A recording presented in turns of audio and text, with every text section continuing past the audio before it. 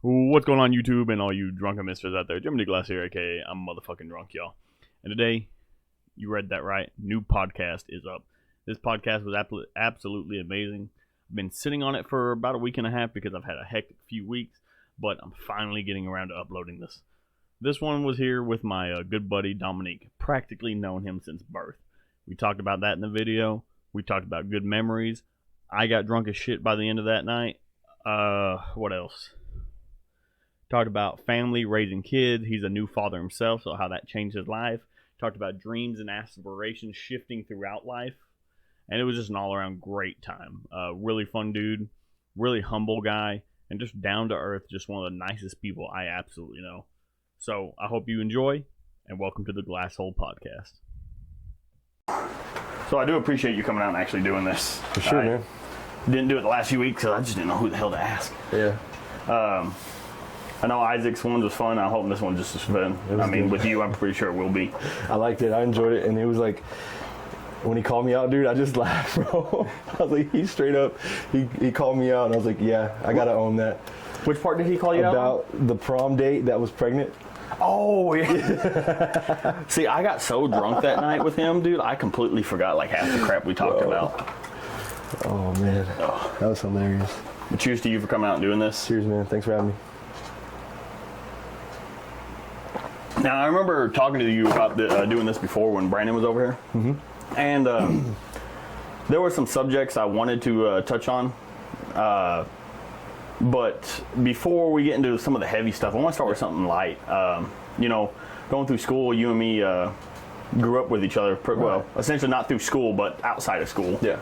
How long has we known each other? God dang. Since we were born, at least, bro. It's been, at least 27 years. As far as my memory goes back, yeah. I've known you, you know. And it probably goes back, like you said, further, it's like to birth, because don't remember that shit. Yeah, right. But yeah, no, our families have known each other for such a long time. It's ridiculous to even think about that. Yeah. Like 27 years of knowing somebody's in your life. That's crazy. Plus, they knew each other before us. So it's like well before us. Crazy. Did Caesar or Sonia go to school here? Caesar did. He graduated from Wink in 94. Oh, okay. 94. Yeah. So he graduated, he was quite younger than my dad. Yeah. God, that's crazy. That's crazy because, you see them growing up together and how they were at parties and stuff that we've been to. You would think they would have been like the same age or something, How old was your dad? God, what year did he graduate? He graduated, I want to say, 89 to 91, one of those three. Dang. Okay, yeah, that's a pretty big gap. Yeah, and then, because I was born in 94. Yeah. So when you said your dad graduated, or Caesar graduated in 94. Yeah. And you're going to hear me say that a lot throughout this. Your dad, speaking of past, that's your dad, right? In your head, right. That's always been... he's been in my life since I was 3. So, right? Yeah. So if we're going to be technical, like, he was the father figure that was there, and he was the most consistent father figure that I've had throughout my life. Yeah. So, yeah, okay. I was just making sure, because, like I said, I told Isaac, my memory is crap, know? It's so bad. Welcome to the club. Thinking back, I've only ever knew Caesar. I don't think it was until like high school that I knew that he wasn't your dad. Yeah. Which is strange, because obviously him not being black, Right. It's just like, well, Dominique's dark. Caesar's pretty dark. I guess. Right. It never clicked. And of course it just never clicked, until I met your dad. I don't think I met your real dad. God, I want to say I met him sooner than that. I was going to say until after my dad passed, but no, it had to have been sooner than that. Yeah, because, they all hung out, like, Caesar and Tony graduated the same year, same class, 94 from Wink High School. Oh, okay. Like, so they were tight back then, so it was like, and they all hung out with my uncles, with Jory and Yancey, so it was like, everybody hung out together, so, but, I like memory. Yeah. That's the thing. Well, see, that's one thing, I want to talk about, it blows my mind, how close-knit your family and extended family really is. Yeah. Because I just don't see that, Right. I don't see that with other families, let alone in mine, it blows my mind. Mm-hmm. Because, like you said, they still hang out to this day. Yeah. And, of course, it happens out there, stepfathers and regular fathers, they get along, but right. it doesn't happen a lot, too. Yeah.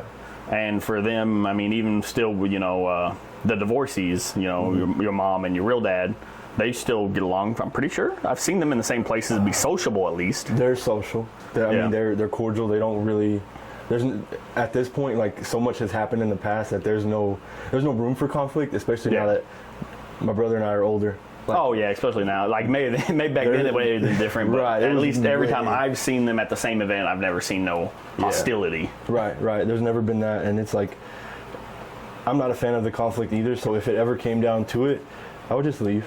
Oh, like, you know, and my mom's not that type of person. Like, let bygones be bygones. It's better for everybody even if you are upset, just bite your tongue, get through the day. And I'm sure there've been plenty. I know there've been plenty of times where she would have loved to speak her mind and just say something and, you know, call somebody out for their BS, but she did that for us. She knew it was better not to. Yes. And which is crazy because I've seen her speak her mind a lot. Oh, yeah. And especially growing up around y'all. Like, she was one of the most stricter parents out of all of us, I would say. I would honestly bet probably the strictest. Honestly, the most strict parent. I would definitely put it up there. No, I would definitely put her as the most strict as, like, what she would let you do and not do. Mm-hmm. As far as maybe the meanest, I don't think I would say the meanest. Oh, no, not mean. She was fair. Yeah. She was fair. Yeah, no, I think meanest... would have to go to Bert's mother. That's why I say Bert. No one watching. She was mean. Is a no BS, which I don't. Oh, I love her to death. She's She's just straight up with you, but she's gonna beat your ass if you piss her off in the wrong way. And I've seen it. Yeah. But yeah, no. It, like I said, it blows my mind with your family because you have so many uncles. Yeah. So many cousins, and like like that close knitness, you're super close with all your cousins. Right. At least the ones I've met. Yeah, for the most part. Like, I have cousins in Mississippi that I was closer to when I was young, but I mean, they moved away, and time does that, you know, like it. Oh yeah, time separates. Distance and time, it's like, you know, there's not. We don't have as many similarities now that we're adults and we've ventured so far off the beaten path. We don't have as many similarities now that we did back then. But so I mean, if you're still seeing each other today, y'all still gonna hang out, you have something to talk about, type of deal, right? Well, there are a few that I can say yes to, like, and it's like we never left. But then there are others where I'm like, I don't see myself having a beneficial conversation with you, or like spending quality time with that specific cousin, just because of their life choices and the trajectory that they're headed down right now. So it's like, yeah, I see that. Two of my cousins in Kermit, I was real close with them, and man, I tried to do everything I could to help them out, but it's just, you can't help somebody that doesn't want to help. Exactly. And they just kept going down a path, and it was like there's nothing you can do for it, and it sucks to see. And I don't know if some of the ones you're talking about were as bad as that. Mine were pretty far gone, like prison level gone stuff. So I have cousins that are or were recently like addicted to hard drugs, you know, and it's obvious just by their body and their mannerisms and stuff like that. And it's things like that. I don't want to introduce my kid to things like that, so it's better for everybody if we just keep our distance, you know. Yeah. And speaking on that too, when you say kid, your kids, it's just. That's still something new to you. Saying, how old now? He's 3 months, and he'll be 4 months on the 28th. Man, that's crazy. Congratulations on that too. How does it feel being the new father? Is it a big change, or? It's a roller coaster of emotions, man. And I don't even think I would say a big change. It's just a lot of small changes. Like, I can't get up and go to the gym when I want to. Yeah. It's like, who's gonna watch him? Is his mom gonna watch him? Extra planning involved in everything you want to do. Spontaneity out the window. There are no spontaneous activities.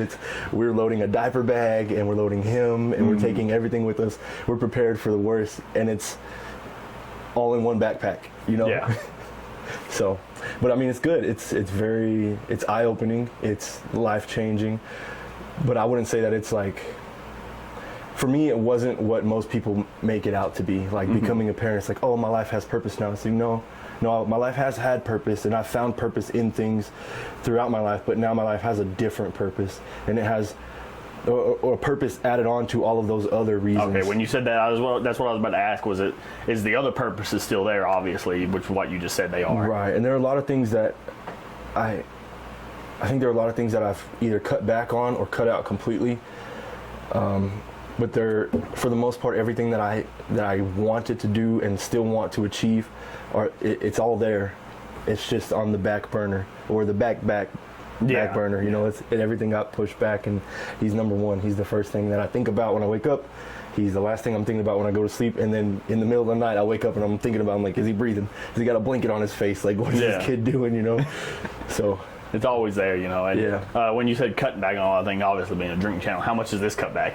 A lot. A lot. A whole lot. It's like my biggest fear is that I will accidentally do something that will hurt my child, because I'll never do anything on purpose. Oh yeah, obviously. But when I'm afraid that I'll be drunk and drop him. Oh yeah, or drunk and trip over him and not notice he's there, and not notice he's there, or sleep too long and the kid's got a pillow over, or they're like wrapped up in the blanket too tight, and I'm in a drunken stupor and I don't even know what's going on, you know. So that's like, for me, that's my standard, is making sure that my kid has everything he needs when he needs it. So it's like, so even on nights when you go out and drink, you well, obviously you got to check the missus. Okay, yeah. See, I'm used to saying old lady. Yeah, you the know, old lady. Group, I don't want to, I'm not trying to offend her. She's not used to that or anything. She's good. She's good.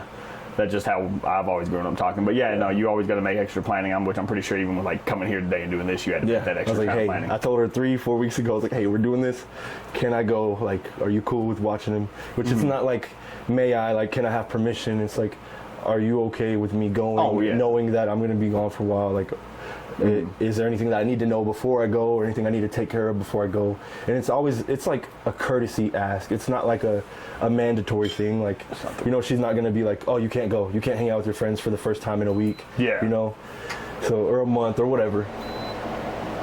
Yeah, no, which is good to have that type of planning, anyway. It's a respect thing. Like, I respect her time, and I respect the fact that she's willing to take care of our kid by herself for hours at a time.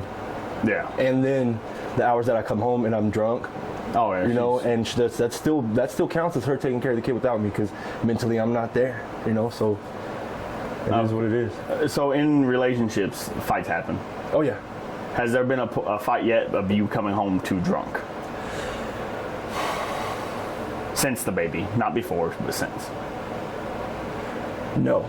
Okay, because I was gonna say last time you left here, I might have been under the influence just a little bit. You had some good recovery time though, because you had about an hour to recover. I remember making you the energy drink and all that beforehand. So Brandon was gone. Oh my! Did you see Brandon puke all over the bathroom that night? I didn't see that. Yeah, no, I didn't even know. Dalton said that because I walked in there, there was puke all over the floor. Yeah. What the hell? Damn. And Dalton was like, "No, Brandon puked all over in there." And he texted me the next day. He's like, "Did I hit my head on something?" Because he had a gash on the side of his head. I was like, you probably puked, slipped in your puke, and then hit your head on the side of the toilet or something. He heaved too hard and just... He didn't even know he puked. Oh, my God. In which he was pushing shots that night. Yeah. We got tore up that night. Oh, I figured that may have been one, but no, that's good. Everything, I've only met her Jasmine, right? Yeah. Okay, I didn't want to get the name right. I was hoping I didn't. Right.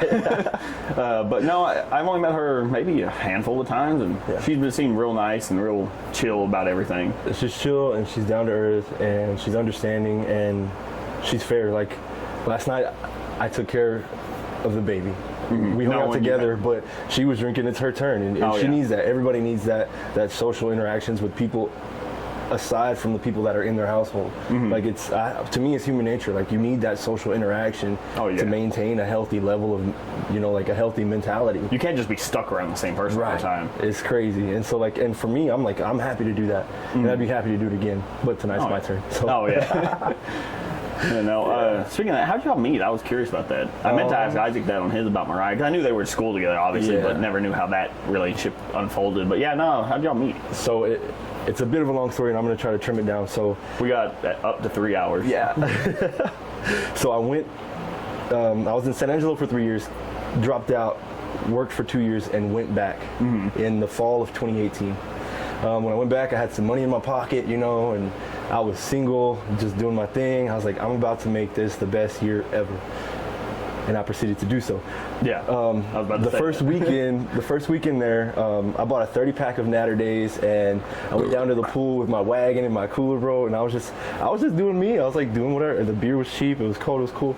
And I see people at the pool, so I'm a social person. I started talking, and it was Jasmine and her friend Sam. So we're just chopping it up, whatever, BSing, and let's see. I offered them a beer. Sam took one, Jazz didn't, and then I was just like, okay, well, that interaction happened. Time goes by, we match on Tinder, don't really talk, and then one of my friends starts dating Sam. Okay. So then time goes by, and she and I don't interact, but I interact with my friend Jonathan, his girlfriend Sam, and then we end up playing on intramural softball team together. And naturally, Jasmine joins Sam, so we're all on a softball team together, but I was still single, doing my thing, and she had a boyfriend. So it was like she wasn't a blip on my radar, you know. Yeah. But we interacted. We were on a team. It was cool, whatever, you know, friendly stuff. And then some more time goes by, and I hang out with Sam and Jonathan and Jasmine and her boyfriend. So at this course, how long have you known her to this point that you're talking about right now? As of that time, like a year, 6 months? Less than a year. Less than a year still. Okay. Yeah, less than a year. And so then I'm hanging out with 2 couples. I was the 5th wheel, big time. And then a lot more time goes by. I graduate college, start work in 2019 at my current job, and then I go back to San Angelo, and I hit up Sam and Jonathan. I'm like, hey, what are y'all doing? Like, I'm in town, blah, blah, blah. And so we all hang out. We watch the football game, and then we decide to go out to the bars. And I'm like, hey, where's Jasmine? She's like, she's at home. So tell her to come out. Tell her to come out. And then, so push comes to shove. Reluctantly, she joins us, and then those 2 dip. And then me and Jasmine go, you know, pub crawl, I guess, pretty much. We go around town. We go downtown and hit a couple bars and hang out, and then now we're here. See, that's what I was curious about, because I didn't know if, you know, sometimes things just happen as, like, you meet each other one night and then just go from there. No, you knew her for a good little while before anything ever happened. Yeah, it was like over a year before we actually hung out, and we went to a concert together, Giovanni and the Hired Guns, and I was like, dang, she's a fun time, you know, she's cool, likes to party, whatever.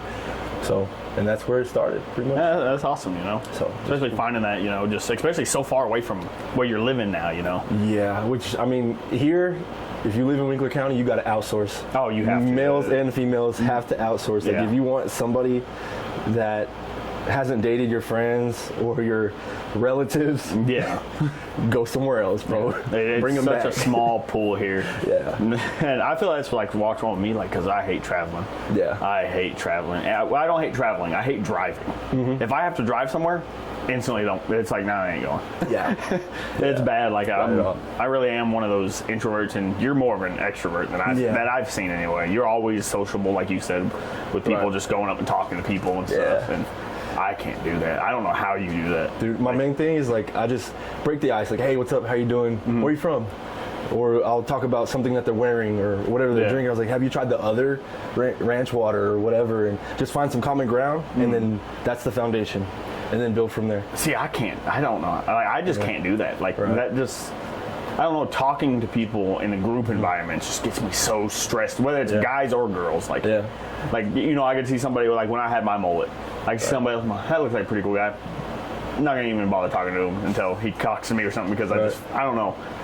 And then I've been told before, too, by Dalton and them, because I've been to so many parties where I'm like, I wish somebody would just come talk to me.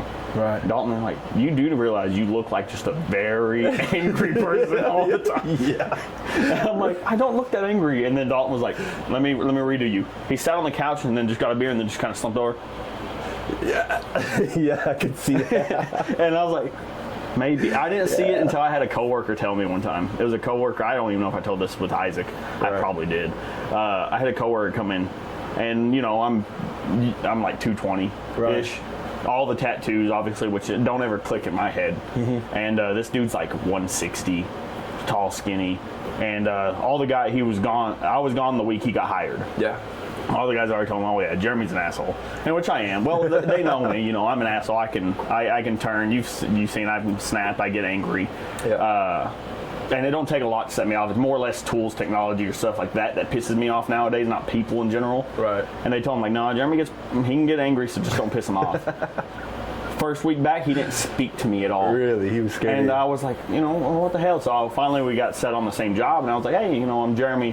Finally formally introduced myself. Yeah. And I just happened to ask him, I was like, how come you ain't talked to me the entire time you've been here? He's like, honestly, man, I was kind of scared. I was like, what do you mean? He's like, you're like twice my size, and all the tattoos all down the hands and everything. He's like, and all the other guys said, you're an asshole. I was scared I was going to get beat up if I said the wrong thing. I was like, I just never saw that. So I guess that's part of like me in big groups is like I just don't seem sociable. Right. Even though inside I'm like, oh, I just wish someone would come talk to me, because I can start talking for hours. You know? Yeah. But they might see your shirt or something and like, hey, I want to tell them I like a shirt, but then this guy doesn't seem approachable. He's like, I might be scared. But see, that's what Dalton told me, because it's like, he said, yeah, parties we go to, you know, it's like, and this is like when even just like a little, what's the word for it? Stereotypes. Yeah. They're like, you look at like, because with Dalton obviously quite a bit younger than me, so when I go to parties generally everybody's like a good 5 years younger than me. Yeah. There, he's like, you gotta think we're all over here drinking like cocktail White Claws, you know, this, and you got this older guy covered in tattoos up the neck, down the hands, drinking a Budweiser, right? You know, and they're like, I don't know. Yeah, a little weary.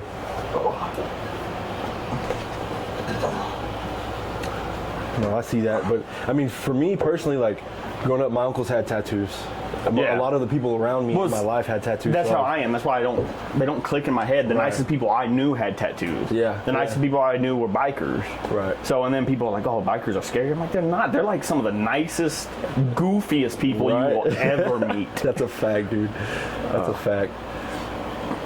Yes, I'm used to things like that. So, I mean, I'll approach anybody. Like I said, I'll find the common ground. It's like my relatives had tattoos, or like some of my siblings played football in college. So if there's somebody that's a football fan, or see them like wearing like the same team shirt that you like, or something. Oh, you go to UTPB, like cool, you know, okay, like just things like that. Or I like your shoes, man. Where'd you get them? Like, my thing is, see, the reason I don't go to, I'm the opposite. I'm what they're thinking. I'm like, I don't want to piss that guy off. I don't want to bother him. See, I'm the opposite. I'm with that with everybody. I don't know why. Right. No, I get that. There's some days, like if there's certain people, like, and they have that look, I'm like, they look upset already. I'm not gonna make their day worse by getting in their way. Speaking of like they just look angry all the time. You know who saying that? I don't know why it popped in my head. My brain works weird. Yeah. In our class that had like one of the worst angry resting bitch face. It's nothing. It's not. I'm not saying that she is. Right. Just Lacey. I can't remember her last name. I know who you're talking about. Lacey, yeah. Yeah. Like she always looked angry. You think so? But the second you talk to her, she'd light up. Okay. You know, just standing there not saying anything. Just. Like, she always seemed like upset already, and then you talk to her, she'd just light up. Yeah. God, dude, there's so many people in our class I forgot that we even had in our class. Dude, it's crazy. And we had a small class, like I know. 25 people. Dude, I can imagine like Kermit, even Kermit. That's a small school compared to some of these schools people were going to. Yeah. People with 300 plus classmates. Like, how the hell do you talk to know that many people? Right.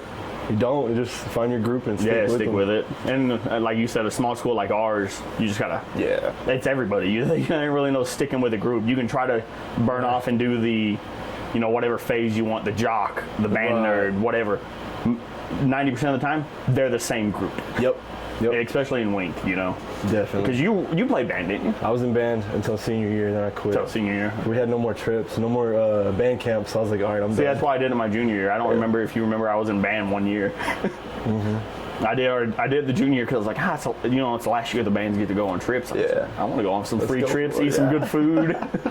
Because Wink trips were the best. I listen to some of these other schools that talk about the trips. They're like, oh no, we have to like pay for our Dairy Queen. I'm like, what? Okay.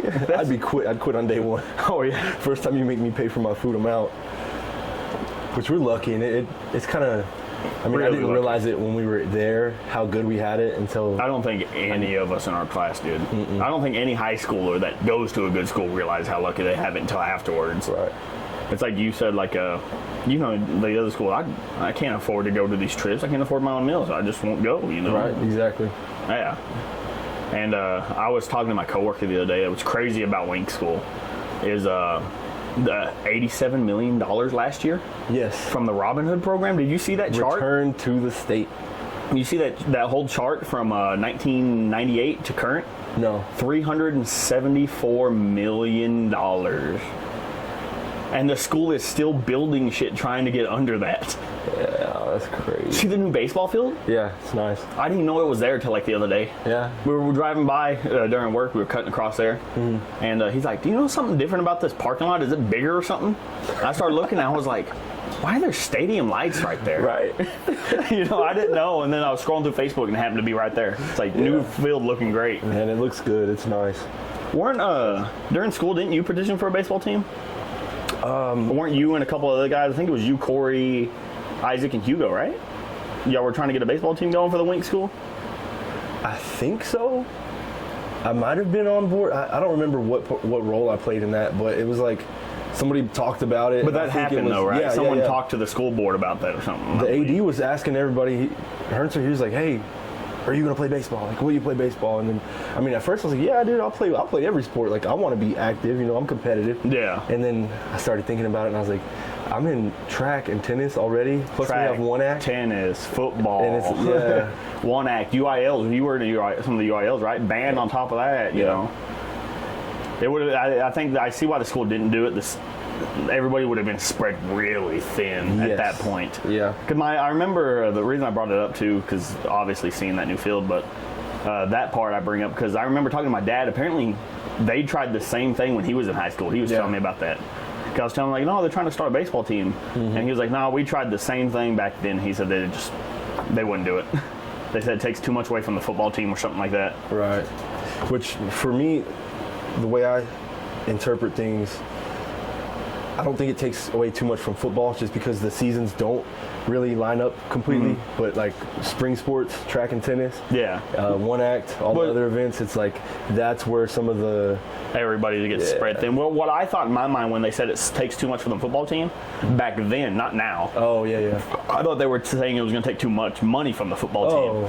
But now, as a knowing where we're at, like y'all losing $85 million a year, and y'all worried about fucking taking too much from the football team. The school has enough money to buy one piece of every equipment for every student for every sport, and then still survive for another 5 years. Like, no, beyond that. Yes. With the money they get from Loving, it's ridiculous. It's crazy. Like, honestly, like my coworkers bring this up all the time. I'm like, it's a pretty good point. Like, I get, because I always tell them, well, it's the school's money. They're like, why don't the Wink school just fix all the roads in fucking Wink? That's a good question, and I don't know. I feel like there might be some sort of like legal rules against that. That's what I feel, and that's why I'm like, well, it's the school's money, not the city. Right. But in my head, I'm like, why don't they just donate it to the city and let them do it? But at the same, like you said, legal things. My thing is, why don't they buy a small piece of land from the city for an outrageous amount of money? Like enough to pay for roads. See, that's where it's like you got to outsmart the legal system if it is a legal issue. Right. Buy a small piece of land or multiple small pieces of land for an outrageous amount of money, and make sure that the money is contracted so where they are guaranteed to use it to the roads, because that kind of money could change people. They might say, hey, that's enough money to set me for the rest of my life. I'm not going to put all of it toward the road. I'm going to put some toward my kids' tuition or whatever, or a new house or a pool or a vacation home. So, and I think that's something that you run into anytime there's a lot of money on the table. But I think there's ways around it. I don't think that there are enough people willing to cooperate long enough and focus their amount of time and energy to accomplish something like that. Because everybody has their own interests and their own ways of doing things and their own ideas of what should and shouldn't be done. And there's greedy people out there, like you said, too. And the greed comes into play. So it's like, well, let's pay for the roads, but let's also pay for these things while we're here. Yeah, let's give us a salary bump while we're here. Right. If the workers are going to have to fix these roads, that they're going to be doing more work, let's bump up their pay, Right. Which, I mean, honestly, if I was one of the workers, if you're working more, but at the same time, if the roads are fixed, they're not going to need intense, hardcore maintenance all the time. It's going to be once a month, once a week, get the street sweeper out here and clean the dirt off, And for anybody watching that isn't from Wink or hasn't been to Wink, the roads here are literally a gamble. Like, for instance, I used to ride my motorcycle. You can ride down the highway. Yeah. You can ride around the park. You can ride down the other highway. Don't go off of those roads with a bike. Yes. You're very limited on where you can ride because there are so many damn potholes. There are roads that ain't even paved. It's a gamble. Yeah, there are roads that are not paved. There are roads with actual street names, street signs, and zero pavement. There are alleys that are better than some roads. Oh, yes. And it's ridiculous. There are potholes that will pop your tire They're so bad, you know. It's ridiculous. I drive a smart car. There's potholes that are bigger than my car. If I get in that bitch, I ain't coming out. I am not coming out that motherfucker. Gone forever. But that led into one of the more serious questions I wanted to ask you, talking about our small town and stuff. Yeah. One thing I discussed with you is like I'm trying to understand more racial views from other races, because I grew up in, like I said, biker oriented. It's really all been white all my life growing up. Did growing up in a small town like this as a black man just kind of did you see a lot of racism growing up or anything, like, you know what I mean? You know what I'm asking? Like, did it change your outlook on that kind of stuff? Right. I did not see a lot of racism. I did see some, but at the same time, like, the way I view these things is strongly affected by my background. Yeah. Which is, my biological father is black, my biological mother is white, my mother was born in Louisiana. Sonya white? I thought she was Hispanic. See? She's as white as it gets. Her dad was born in Mississippi. Her mom was born in Arkansas. Like, they're both. My grandmother was raised on a farm with her, her relatives. But either way, they're as white as it gets. Yeah. Like, as white as it comes. And I would have never guessed that. Yeah, and that's what a lot of people don't understand. And I'm like, yeah, she's not that way.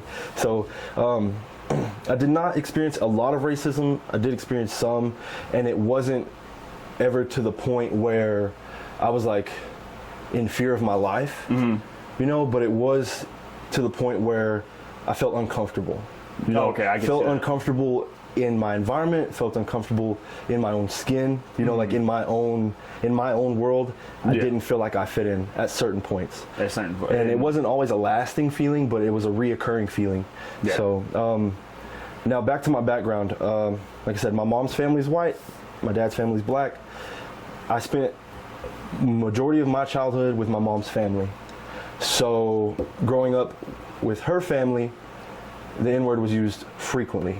Okay. So that already gave me like a weird foundation. Like, did it make you feel like that side of the family didn't want you at points of there? Well, see, the thing is, I didn't know, when you're born in a certain environment, the things that you hear on your way up are normal until something comes along and changes your perspective to make you think, wait, that's not normal. And the things that you experience on the way up are okay until somebody comes along and tells you that they're not okay, or something happens that to where you're like, okay, that's not okay. Yeah. No, so I didn't really feel that way because there was never any situations where my relatives were calling me the N-word. They weren't directing it toward you. Or degrading me. But at the same time, in the same breath, they were directing it toward and degrading people who looked like me with the same characteristics. Which made you feel uncomfortable because you knew. Right, because it wasn't a personality thing. They weren't attacking their personality. That word isn't used to describe somebody's personality. No, it's not. It's appearance and origin, if you want to go that route, but appearance more than anything. And that's as simple as it gets, So the real defining moment where I realized that there was a big difference was when I think I was like 13 years old. And I want to backtrack a little bit. When I said my stepdad was the most consistent father figure in my life, that's true. But I had a lot of other people, like my mom's dad, my grandpa, and my mom's two brothers. The three, along with my stepdad, the four of them were the most consistent father figures in my life. Yeah. And I spent more time with my uncles than any other man. Or any other men, and my grandpa too. Like, my stepdad was there, but it's a home life, Yeah. I would do outdoor activities with my uncles, hunting, fishing, everything like that. So, I remember going fishing a few times with you and your uncles. Yeah, and dude, always a blast, always a blast. Yeah. So I forgot where I was going with that, but yes, the first time that I really remember, like, realizing there's a difference between them and me was when I was maybe 12 or 13 years old. Getting into that more knowledgeable age. Right, more conscious of the way people work and the way the world works. Because up to that point, I was just like, oh, I'm a kid, things are fun, until they're not, Oh, that's the way it is. So when you look at I've seen this with a lot of black folk around here because I used to hang out with Willie. You know Willie, Yeah. right? Yeah. Bryant. It's not Brian. Bryant. Yeah. How are you with like jokingly racism jokes? Because I've seen both ends of the spectrum. I've seen middle ground. Right. You know, like obviously don't overstep lines. You know, Right. like.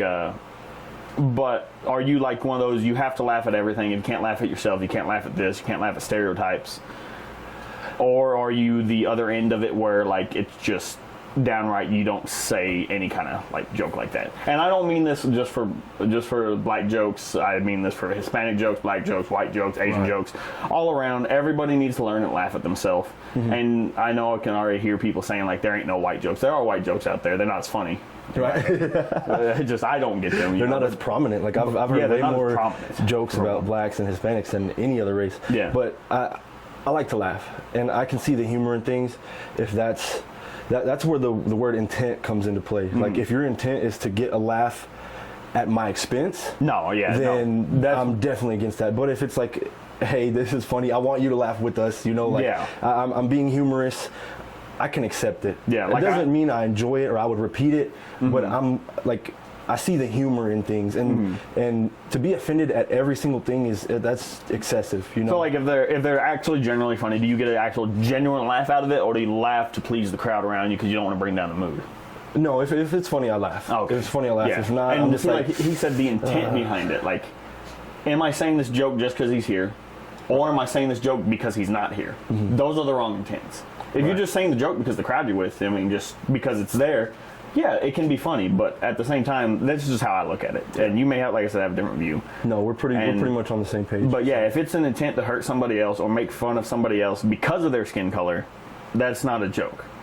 That's just being hurtful and hateful in general. Right. So I want to go back to the story where I was with my uncle. The point in time where I noticed a difference. I was about 13 years old. And like I said, I would go do everything with my uncle. He would take me hunting. He bought me my first BB gun, my first bow and arrow, like things like that. Like he didn't treat me differently. If anything, he treated me better than anybody else. And he didn't have kids until I was about 14 or 15. Which uncle is this? Jory, okay. So it was like until he had kids, I was his kid. My mom was 15 when she gave birth to me, so he was like 18 or 19. Like he was an 18-year-old, and I was growing up with him. So now what happened was I stayed the night with him because we went to the lake or whatever, and he was married at that point. Not part of the story. So I wake up in the middle of the night. It's all part of the story here. Right, I mean, like, right. This is the not whole a relevant part of the story. But it was him, his wife, and me in the house. I was sleeping on the couch. I wake up and I go to the restroom and use the restroom, and I'm washing my hands, and I'm just scanning my surroundings, doing my thing, and I noticed it was kind of like the size of a coaster, square piece of like kind of like cardstock. It had some like fingernail polish or some sort of makeup smeared on it. Like it wasn't something that was displayed, but it was there, and I started reading it, and it was basically it was literally an ad for the Ku Klux Klan. And it was, later on I found out that it was given to my uncle, but it said, "Are you for these certain things?" Like, and I don't remember verbatim, like exact word for word, but it was along the lines of like, "Are you for whites being a superior race?" Or, this and that. Like, will you come join our group of? So it was like an actual. It was a little advertisement, like a real thing that someone gave to him while he was at work. And I was 13 years old, so it was, 2007, 2008, But at that point when I saw it, I was like, okay, I know from history lessons, like what the Ku Klux Klan is. I know what they do and what they're about. Why does my uncle have this? Yeah. And so at that point I was scared. I was like, I know what people like that do to people like me. Yeah, as a kid. It's a simple case of 1 + 1 = 2, or 1 - 1 = 0. And so I was scared to go to sleep. Like I went back to the couch and I was like, just my mind was spinning like a whirlwind of emotions. I was like, does my uncle not like me? Does he not this and yet that? At this point he's been the nicest one of the nice people to you, and so I'm like, is this a setup? Simple, am I not gonna wake up from this? That just shows like kids at that age, just how something so simple can like turn their mind to a dark place. Yeah, and so that really put things into perspective. Like, I am different, and I've thought about that multiple times throughout. I mean, from then till now, I think about it. Have you ever asked him about it? No, I didn't ask him about it. It did get brought up at one point. But you said he got it from somebody at work, so he did tell you that. Well, he told somebody else. He was talking to our family, and I was just there. And they told you the reason why he had it. Well, he told them that he's like, hey, I got it. You know, these people gave me this thing from work. He's like, he was approaching it as if like they were outlandish, like crazy for giving him that. But at the same time, it's like, if you're why even bring it home? If you're so against something like that, why not distance yourself as far away from it as you can? Yeah, like, why bring it home? Why not just literally, why the hell are you handing me this and toss it away, or like, give it back to him? Who the fuck are you? Like, where do you get off, you know? Like, so that's where it's like different perspectives. So like, going back to the use of the N-word, it's like, how can you say you love me and I'm black, yet you talk negatively about other black people just because they are black? Yeah. You know, and nothing else. You don't know anything about their personality or their characteristics or how they are as a person or a parent or a human being. Yeah. Strictly on appearances alone. So that's like, and that's one of the few instances that I've had where it's like there is a difference between them and me, and they don't see the way I see things. Yeah, and see, talking about that, you also spoke on earlier, like the bringing up. You know, it was just normal things that you hear. You didn't know anything about it until you did. Right. My great grandmother, you met her a couple times.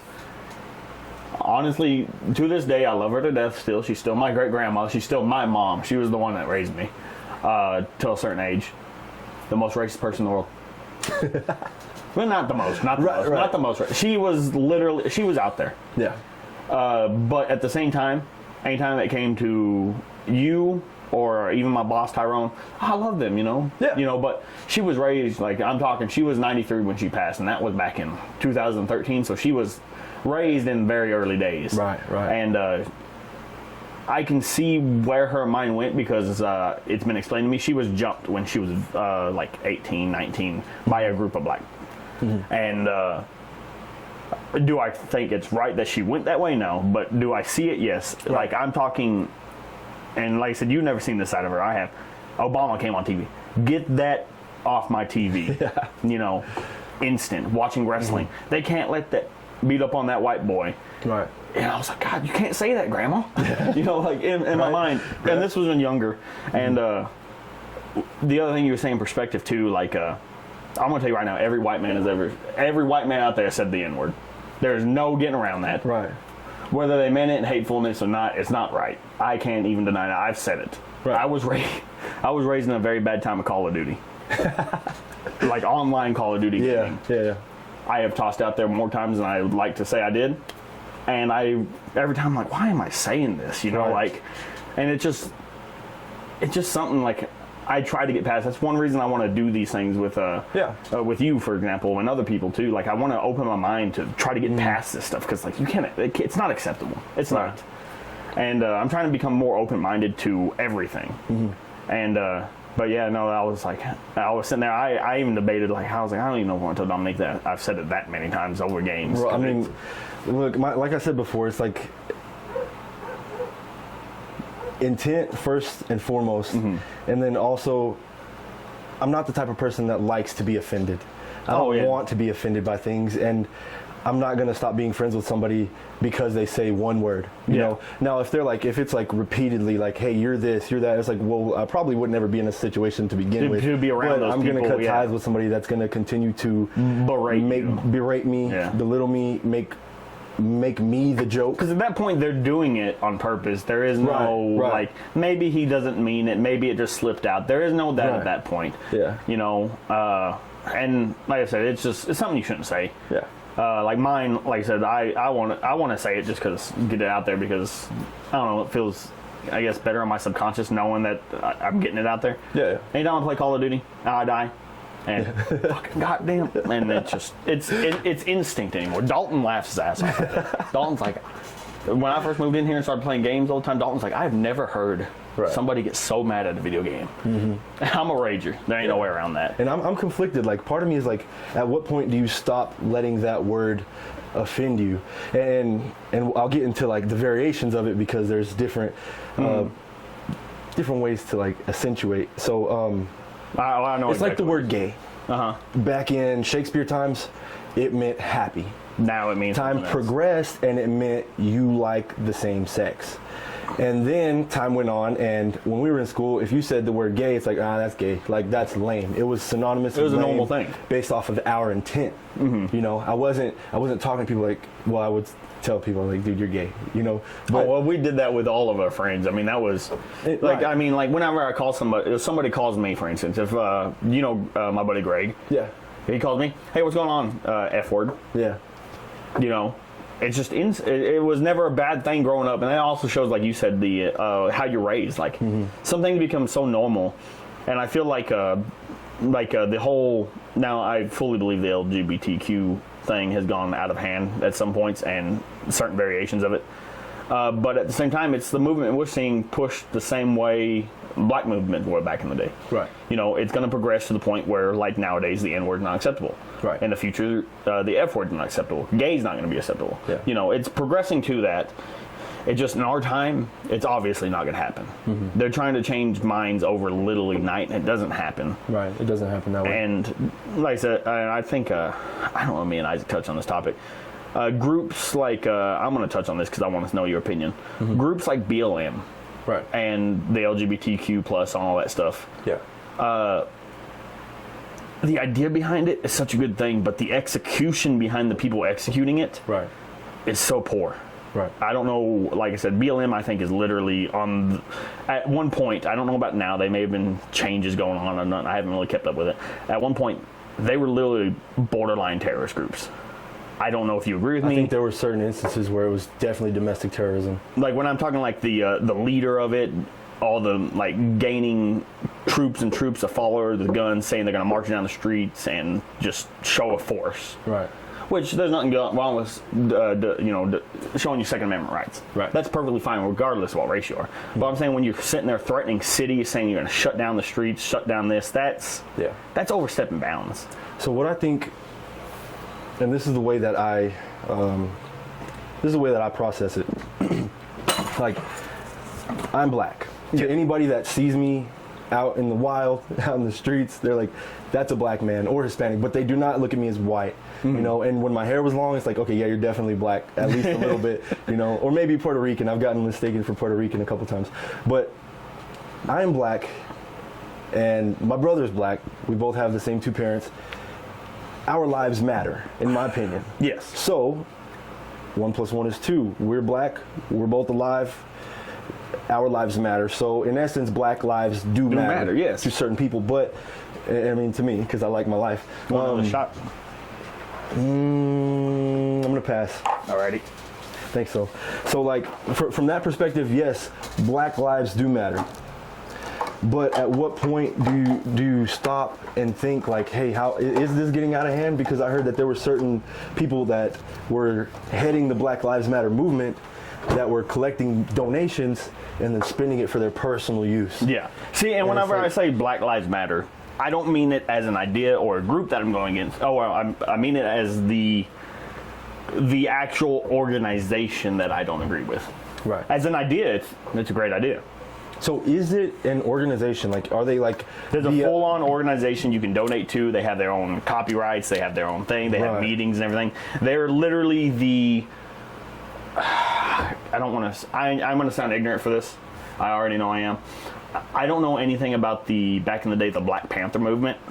I've only ever heard negative about it. I've never looked into it myself. Right. So that's the only thing I have to compare it to. I don't know. Maybe you've looked into the Black Panther back in the day? No. It's literally the modern day, I'm going to say the modern day Black Panther movement in threats of sounding fucking ignorant about it. Yeah. From what I understand, it's literally the same thing.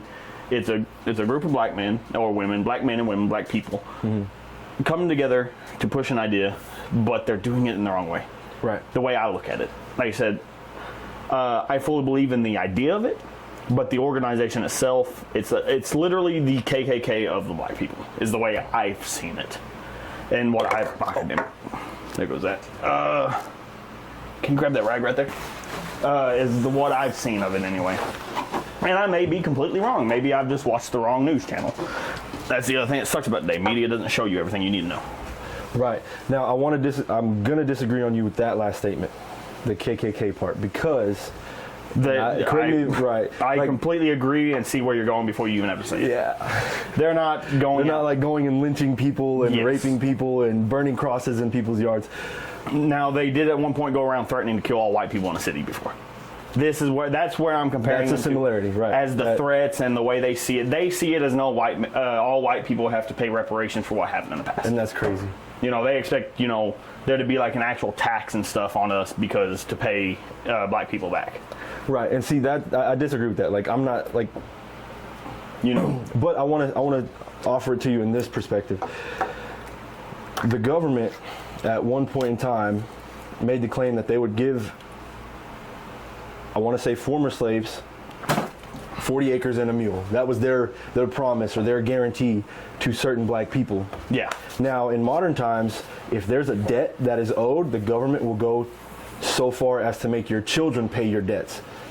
So why are the debts that we acquire now any different than the debts that were acquired before, and why do they not pay their debts like they require everybody else to pay their own debts? So that's where I see it. I'm not saying I don't want your money. I don't want any white person or anybody at all to give me their money because they think they owe me, because they don't. They're not the people that cause the slaves. atrocities. They're not the people that initiated segregation, and they're not the people that are calling me an N-word to this day. It's a completely different group of people, and now there might be some people that still do things like that, which of course that's frowned upon, like that's ridiculous, but I'm not going to expect anyone today to pay for something that their ancestors did a decade ago or a century ago or however long. Like it's not like that. So I can definitely see that aspect of it, and like I said, I just never, like, I get the concept of it, but I just never got behind the organization of it. Yeah. And right there and then, that's the other part that I think is so far extreme both ways, is that just me disagreeing with that, I can be, like, right now somebody in, like, upstate fucking Seattle or something, like liberal states, automatically crucify me, cancel this man's wrong, he doesn't agree with it, Right. Like, it's just crazy how people think like that. See, my thing is, I don't tell people my opinion in hopes that, I do tell them in hopes that they'll agree with me, but I don't tell them to force them to agree with me or to try and make them agree with me.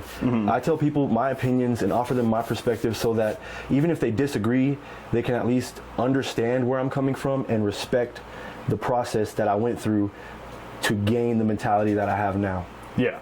See, and that's what I love. That's why one of the reasons I wanted to do this thing is to see other people's perspective and learn from them. Right. Because just talking different perspectives you can learn from. It's like politics. Yeah. You talk politics, most times it ends in an argument. That's not what this is about. That's not what I want. I want to learn opinions, see other people's sides of views from this kind of stuff. Yep. I remember I'm pretty sure I talked about this story with Isaac, and I know you said you watched it. I don't know if you watched all the podcasts. It's a long fucking podcast. I watched the whole thing. Did I talk about the story at Scotty's house with the Nazi flag tied around my neck?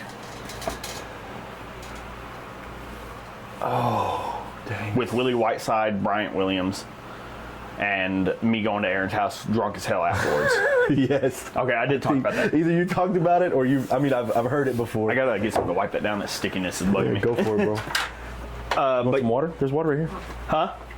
Well, I need to get like that rag's full of fucking like syrup now. Yeah. Yeah, and also there's waters down there and everything for you.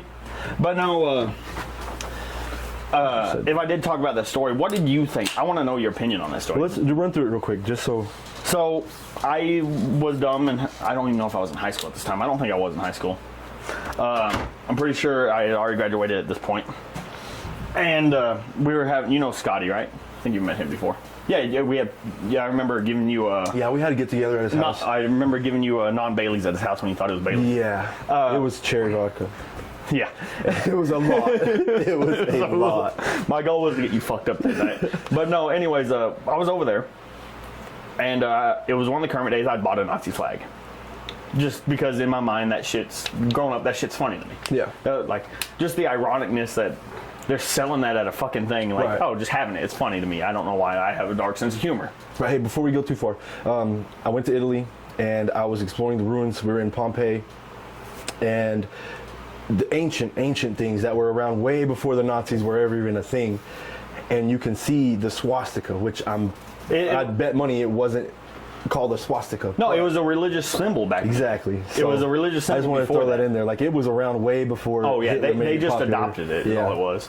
But no, I was wearing it as a cape, playing beer pong. Mm-hmm. Just that right there, obviously, like, that's a little sus. Yeah. But Willie and them were there, and I don't know if I told this, so I'm gonna retell it anyway. Yeah, go in its for it. full glory. Willie and them were there. Yeah. There was these two black guys from Monaghan. Mm-hmm. I don't know who they knew. No, only like one person there knew them. Yeah. And so they're the first time there, and they're seeing this white man out here with a Nazi flag tied around his neck playing beer pong. And I was playing beer pong with Casey Thames, I believe. Yeah. And they obviously gravitate, this is where stereotypes and this is where race does come into. They gravitated towards Bryant. Right. Bryant thought it was funny. Because they're like, hey man, what's up with this white boy over here, Or whatever they told him. And Bryant went full fucking comedic at this point. Like, oh my God, like, oh no, that massa. At this point.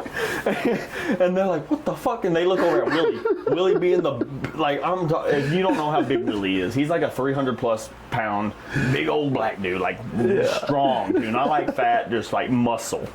They look at him, and Bryant looks at him and gives him like a nod or something, because I guess Willie heard him and whatever in the conversation. Yeah. And Willie looks over at me. Oh, you need another beer, massa? and I see this, and I couldn't help but jump into it. Yeah, go ahead and give me another beer, won't you, boy? This point, these guys literally split the party, like just gone.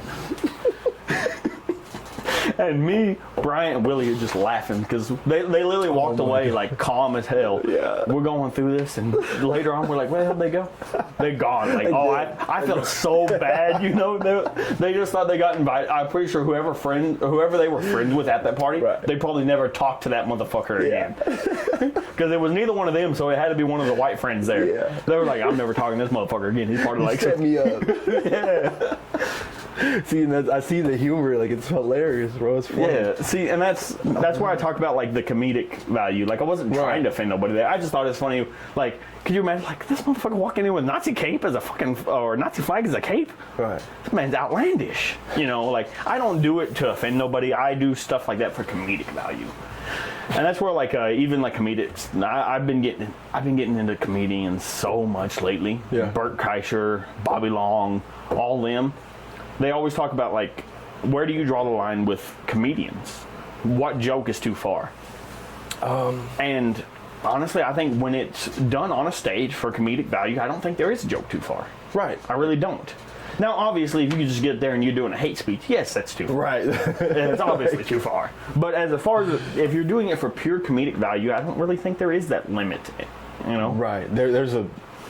There's obviously some things that shouldn't be talked about, and there's obviously a time and a place. You don't go into a children's hospital and start joking about cancer. Right, exactly. You know what I mean? You're gonna upset a lot of people. But that's where you said that's the intent. I mean, if I know I'm going to a children's hospital to do a comedy show, obviously I'm not going to start doing cancer. You're going to stay away from every joke, even loosely related to that. Maybe toss one in there, like a lighthearted one. Right. But not like a serious one, obviously. There's fun spins on everything, so it's like you just got, if you're that good of a comedian, you'll do it. You got to know it, yeah. But that's why I talk about it, like, because I've known some people, it's like, if you even, like, Bryant, for example, and every time he came over to a party, it was literally him, the only black guy there.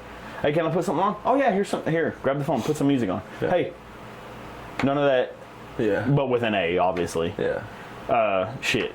And he would just laugh about it and put on something else. He never got offended by it. He always laughed about it. It was never to hurt him, but he's told me before, he lives in Dallas now. He's like, oh, yeah, that would never fly here. Right. You even say that, you're getting shot. Right. You know, that's why I'm like, that's a little too far with it. Obviously, you know, if you know your group, if you know Bryant's okay with it and it doesn't offend him, and I know it doesn't offend him, you know, I may let it slip. Not obviously with a hard R. Right. But, you know, just like, hey, what's up, my, you know? Right. Obviously. See, I would like to speak on that because I know that Kendrick Lamar called a fan on stage to do a concert and He sung the song, yeah. sang the song with him. That person got to the N-word and it was nigga, you know, which, like I said, words change, the meanings change, and especially when you switch letters, you add and remove letters.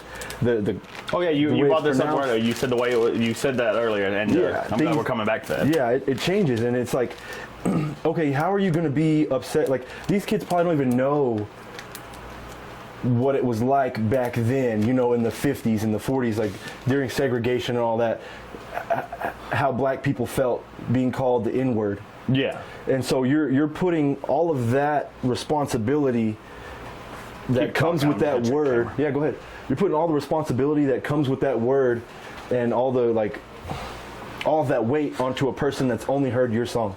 You know, that's the extent of their knowledge about the N-word is a rap song.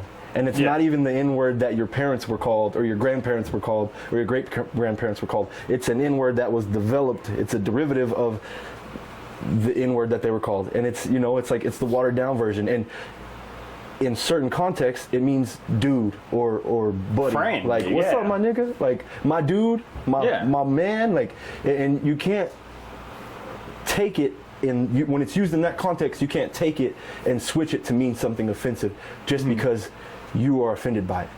You know, so I think Kendrick Lamar was completely wrong for treating that person that way, because what do you expect? Like, that's the song. You called them up there to sing the song, and you as a black person should know the risk that you're taking when you call somebody up there. If you wanted them to sing it without that word, you should have said, I've seen that exact video. I really feel like that was a setup. Like, he was looking for that just to cause that scene. That's what it seems like. Can you do me a favor? Yeah, what's up? Lighters up there by the pack of cigarettes. Can you hand me one? But I fully see where you're coming from. I fully feel like he did that on purpose, honestly, just to get that reaction, just to cause that buzz. Right. You know, because famous people, they got to have a buzz here and there. They got to have something to tie to their name. And I mean, don't get me wrong. I love Kendrick Lamar, but I didn't like the way he handled that. It's like, you got to be realistic, man. Look at this person. Think about who they actually are. Do you think if they were racist, they would be at your concert? Do you think they would have paid their hard-earned money or their parents' hard-earned money to be at your show if they're really racist and they really wanted to offend you with one word? No. Yeah. That's ridiculous. Do you think they would have known? They would have known the lyrics to that song if they really hated you for being black? No. That's ridiculous. Do you think they would have known they were going to get called up on stage just for this opportunity? Right. Yeah, no. I think it was going to ask too. I was going to ask something, but I completely and that's the difference. And so I'm on that side of the fence with that situation. But there are other situations where I'm like, okay, that's too far. Oh, they're always are. That's way too far. It's out of line. So now I'll go back to the family situation. While you're doing that, I have another story that happened far more recently than the situation at my uncle's house. I was at my uncle's house with my other uncle. They were both there. Now, I was with Jordy the first time with the KKK flyer postcard thing. Yeah. I was at my Uncle Jordy's house this time, but his brother was there, Yancey. Now, I was having a conversation with my little brother, and he thought he heard something, so he came up and was like, "What are y'all talking about?" And we're like, we're talking about this." He said, "Which little brother?" Caesar Ray. Caesar Ray. So, and he's like, "Oh, I thought y'all were talking about Donald Trump, blah, blah, blah." And I was like, "No." He's like, "Oh, okay, good." In which he's very particular. I guess that's the easiest way to put it. Pretty sure he don't mind. I mean, he's a Trump all the way. No. You know, like that's. I think if you go to Arkansas and you find a white person in Arkansas that's not pro-Trump. You're talking about Caesar Ray, right? Yeah. No, Yancey. Yancey, I know. I'm Yancey's asking. right. I was talking to Caesar Ray. Yancey came up and said, I thought you were talking to Yancey and Caesar Ray come up. Okay, see, that's why I got confused there. So, obviously, Yancey, I figured. Right, and so then Yancey went on to tell me the story about he was getting his tires changed at this tire shop, and this guy walks in, a white guy walks in, and proceeds to talk about Trump. And then Yancey's response was, what did that effing N-word do to you, or do for you? You know, he's all, just going off about him. And Yancey said that in front of you? Yes.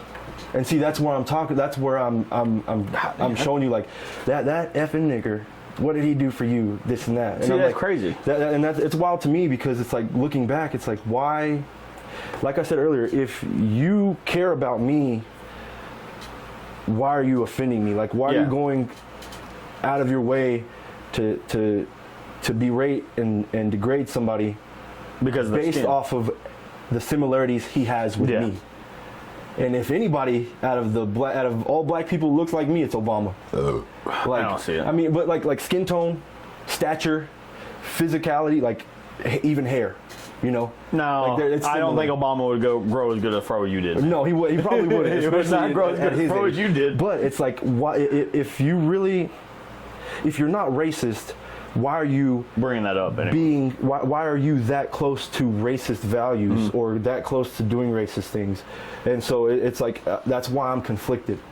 I'm too white for the black kids and too black for the white kids, because I grew up with white people, but I've never looked white. Yeah. And I don't even know. I mean, how do I dress? I wear boots because that's the people I grew up with. They wore boots, and I guess I dress in ways that are typically black fashion. That's a nice one. I don't know if you like cigars. I don't even know how to smoke it the right way, bro. You just don't inhale. Don't inhale. You don't inhale. You just get the flavor off the cigar. Cheers for COVID. I know, right? We're breaking every rule here. Pretty sure we're not even 6 feet apart. Yeah, you don't inhale cigars. You just puff on them and get the flavor off the actual leaves. And they're supposed to give you a cigar high. I don't know if you ever had that. I've never had that. I did try to smoke a Black and Mild one time, and it did not work. I woke up. You probably inhaled that. Worst throat, guaranteed. And plus, it's Black and Mild. But no, going back, you talked about it. Just like I said, one thing a lot of people avoid in their podcast, or the more controversial podcasts don't avoid, right, is politics. Right. So where do you fall with Donald Trump? I think he was. Let me figure out how to word it. Which I'm not trying to not offend anybody. I'm just trying to get my point across in the best way possible. You just speak your point. Don't worry about offending nobody. Anybody that gets offended by watching this shit, you can go fuck yourself. Simple as that. Right. No, I don't care if I offend people. I'm not trying to not offend people. I'm just trying to make sure I say what I need to say the way that I want it to come out. I didn't really like him. I felt like he was not. He did not exercise any decorum. He wasn't well spoken. He didn't conduct himself in a manner of a president. Yes, when you grow up and you think of a president, you think of somebody that's well mannered. You think of somebody that's respectful, so that way you get what you give. Here's my retort to that, because obviously I'm a Trump fan. I mean, you can walk in there, literally right behind you, there's a fucking Trump flag. Yeah. I mean, but growing up, how well did you know George Bush was the president? Not really. Exactly. That well. As an adult, you see a lot more, you hear a lot more. Mm-hmm. I don't know if you ever thought George Bush was a good president. I didn't think he was. I mean... And I'm a Republican through and through. I don't think George Bush was a good president. I think he was just kind of there. Going to the other end of the spectrum, Obama. I think Obama wasted 8 years and didn't do shit, in my opinion. Right. I don't think he did really anything negative for the country, but I don't think he did anything positive either. I think he tried a couple positive things that just didn't pan out because he had a bad house and stuff, which also was a big factor in it. Right. My opinion, though, on Trump, 100% he's an asshole. 100% he did not conduct himself as a president should. Right. Beyond that, do you think that was a good 4 years, living-wise, economic living? And if you just take out all the mean tweets and all the media backlash, I think those 4 years were better than the What we years have that right we're living fucking right now. now. I 100% think that Now- time was better than this time. And it's hard to compare for both of us, especially because we didn't really live in the times of Obama. We lived, but we were kids still. Right. It's hard to compare the two. I want to say this. I was voted class president every year throughout junior high and high school because I was the only black person in our class, and Obama was the president, so everybody That felt... was not the only reason, though. Well, You that were was- literally the most responsible person out of our entire class. Well, I'll accept that.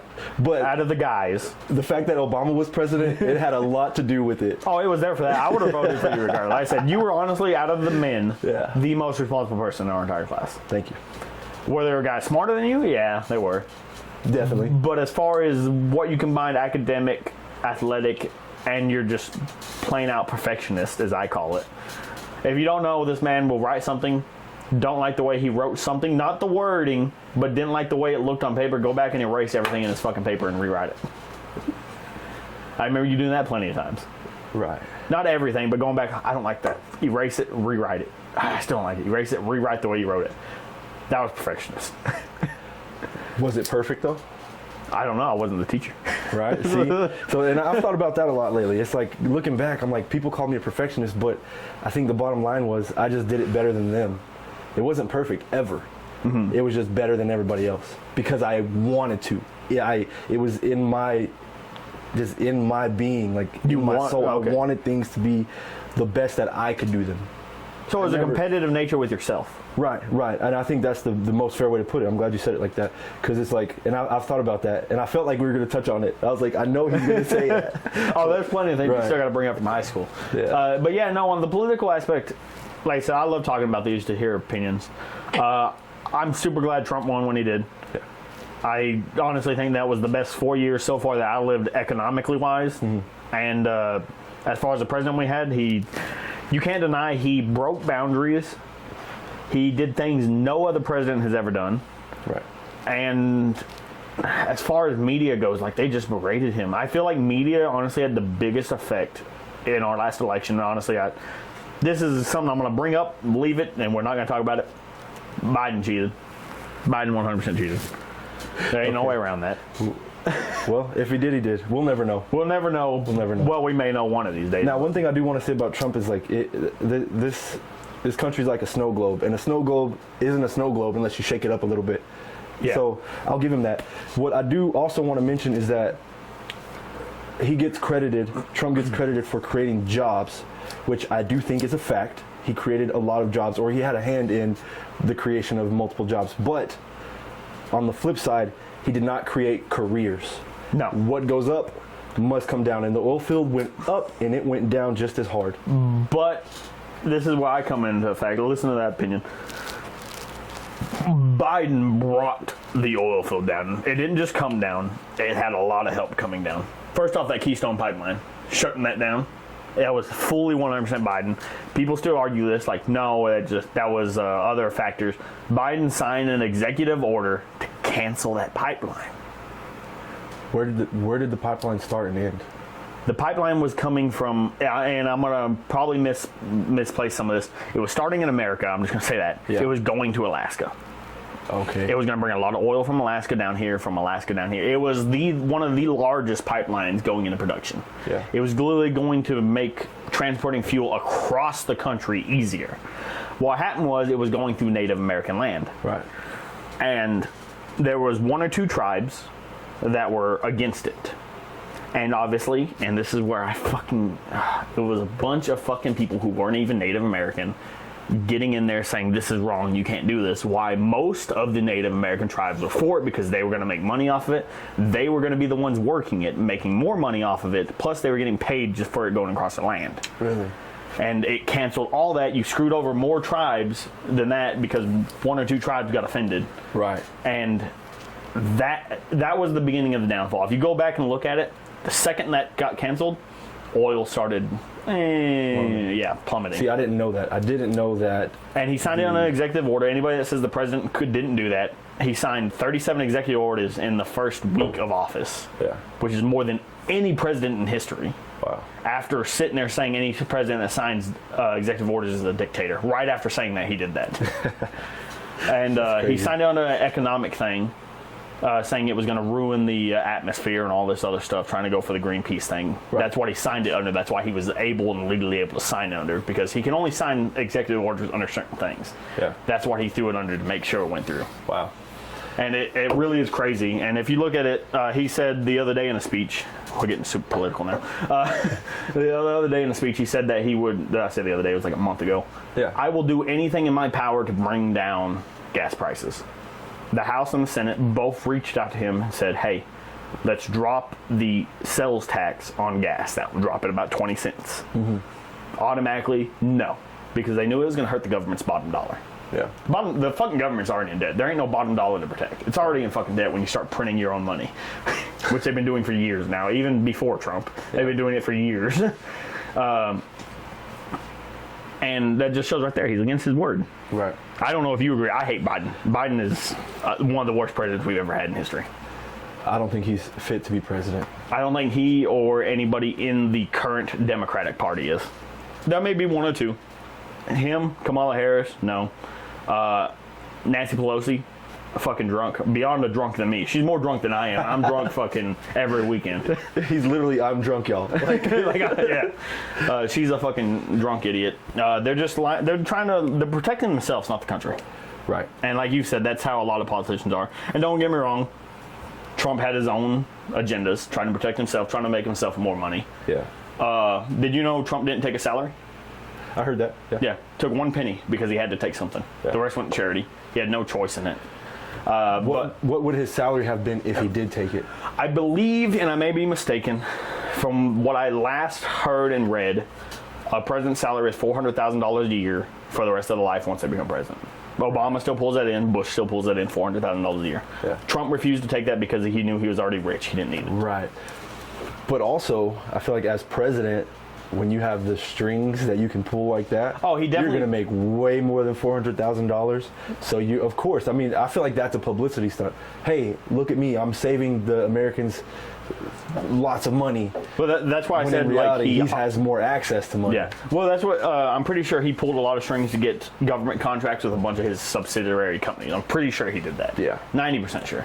Yeah. He always stayed at his hotels and all that stuff like that. You know, so they're obviously pulling the money from that from all the government employees. If the government pays for your hotel and you're at your own hotel. Yeah. So obviously there were some things pulled. Obviously, I'm not saying he's the perfect president. And I far from believe, but I think he's the best one that I've had since we've been alive. That's my opinion on it. Respect. Fuck. I'm trying to find a way off the political, the political train we got on. I feel like I'm on a Joe Rogan podcast right now. Yeah. Speaking of, do you watch podcasts at all? Joe Rogan more than anything. I did watch Dead Eyes. I didn't watch it. I listened to it, and I only listened to the last episode. The premise was this guy was not kicked out. He wasn't given the job at the audition, and he was auditioning for a movie that was directed by Tom Hanks. Tom Hanks allegedly said that he had dead eyes, and then so his agent told him that, so he went back in there for the next audition and didn't end up getting the job, and ever since then it's been on his mind. Well, he started a podcast about it, and life went full circle. Tom Hanks actually sat down with him to talk about that situation. So that was cool. I listened to that. I have started a few true crime podcasts about serial killers, which are very interesting. I don't think I could ever watch those. If I want to hear something about like shit like that, I watch TV shows. Yeah. You know, I don't think a podcast will ever do. Which I can see it being on the road, something to listen to while you're driving. Yes. Obviously, you can't watch. That's the perfect thing. True Crime Cam. True Crime Cam on Spotify. She's good. She's one of the best, and she doesn't sound like too fake and giddy and like scripted. She gathered the facts. She told everything the way that she felt like telling it, and it turned out to be an easy listen, you know, and good to pass the time. See, speaking on that, I am glad to hear you watched the whole podcast, like you said earlier. Yeah. I want to bring this up. So Dom and me were on a phone call the other day. And he's like, hey, you mind if I get some criticism? I was like, yeah, sure. And he was like, man, y'all might want to pause when y'all go piss or whatever. And the reason we don't is because I've heard from some of y'all out there, y'all just love how raw it is. Yeah. And that's my goal, is like I want to be raw, unedited. Like I try to leave out as much censorship as possible because that's just who I am. I don't believe in censorship. I believe say what the fuck you're gonna say, get it out your fucking mouth and get over with it, you know. Gotcha. I respect that. And my podcast ain't for kids, obviously. Right. We're gonna fucking. There's probably in the future. There's probably gonna be podcast. Me and my guest probably gonna be up here drunker than fucking shit to the point where we can barely fucking talk. And that's what I love. I find that fucking hilarious, and I bring that up now because I am actually gonna go piss real fast. It is. If you got any other stories, man, think on it and let me know. Gotcha.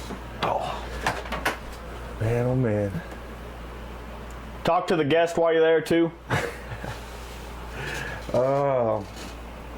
Well, I don't really know what to say, but Jeremy Glass is in the bathroom taking a leak.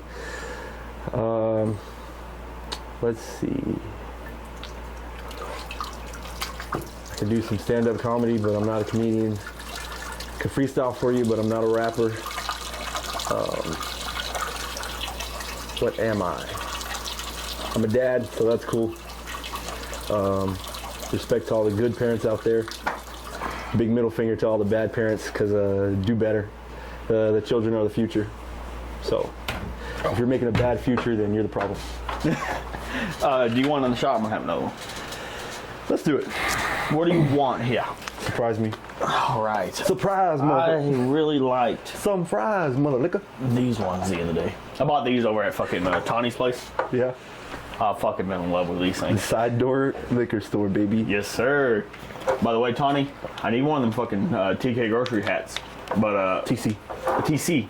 Yeah. I fucking always mix that up somehow. I need one of them TC grocery hats, Tawny. If you watch this, I'm just too cheap to buy a hat.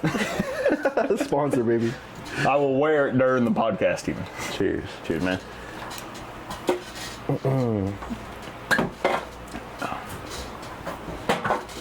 So I was telling everybody that cheers to the good parents. What's your outlook on parenting?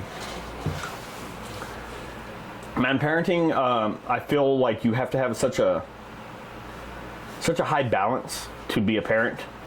Because when I say a high balance, I mean a good balancing act between strict and not strict. Right. Because obviously, if you ever look at it, I talk about this all the time when people talk about preacher daughters, cops kids, always end up the worst out of any other parent or any other kid. Not always.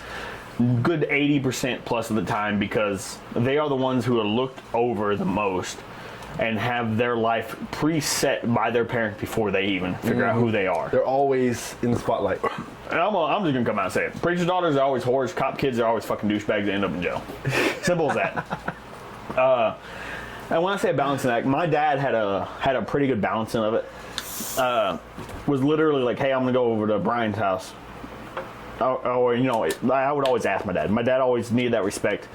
That was always a big thing in my family. Hey, can I go over to Brian's? And he would always, I don't care.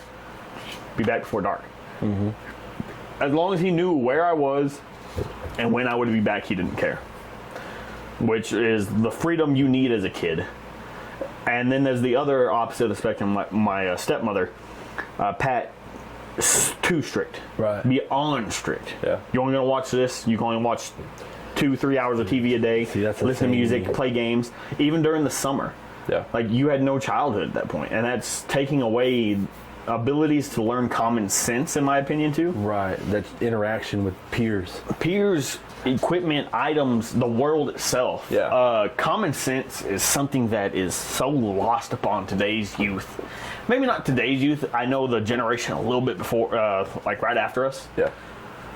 Man, I've seen some pretty non-comical sense people, and they're always super coming from like a really wealthy family that just pamper these kids. Right. And I feel like you can't do that. You know, I learned, hey, there's that stove on. Put my hand on it, it's gonna fucking burn me. What am I gonna get? I'm not gonna get, I'm sorry, baby. Are you all right? No, I'm gonna get you ain't gonna do it again, are you, you idiot? Right. You learned your lesson, huh? Yes, you have to learn that. That's how you build common sense. Yes. You know, yes, I agree. I mean, that's how I see parenting. The other thing I wanted to actually touch on, I mean, you were raised with good step parents. Yes. Man, you have so many fucking siblings, it is ridiculous to my mind. Bro. Because you have, just on the side you live with, you have Jordan, Gabby, Emery, Cesare. Yep. Right? That's just your side that you live with. There was 5 of us in one house. And I can't remember your other brother's name. Then I have Anthony and Justice and Destiny. Yeah. And Destiny was, I thought she was a cousin. No, dude. No, she's a sister. Okay. We have the same dad, bro. See, I didn't know that. See, I learned more things about I you have growing 4 sisters and 3 brothers. Y'all always seem more like cousins to me, the way y'all interacted with each other. Right. I mean, it was kind of like that because we had the same dad, but he wasn't in our lives for the same amount of time. Did she grow up with your dad? Or did she grow up with somebody else completely? She grew up with her mom and her stepdad, which is Rodney.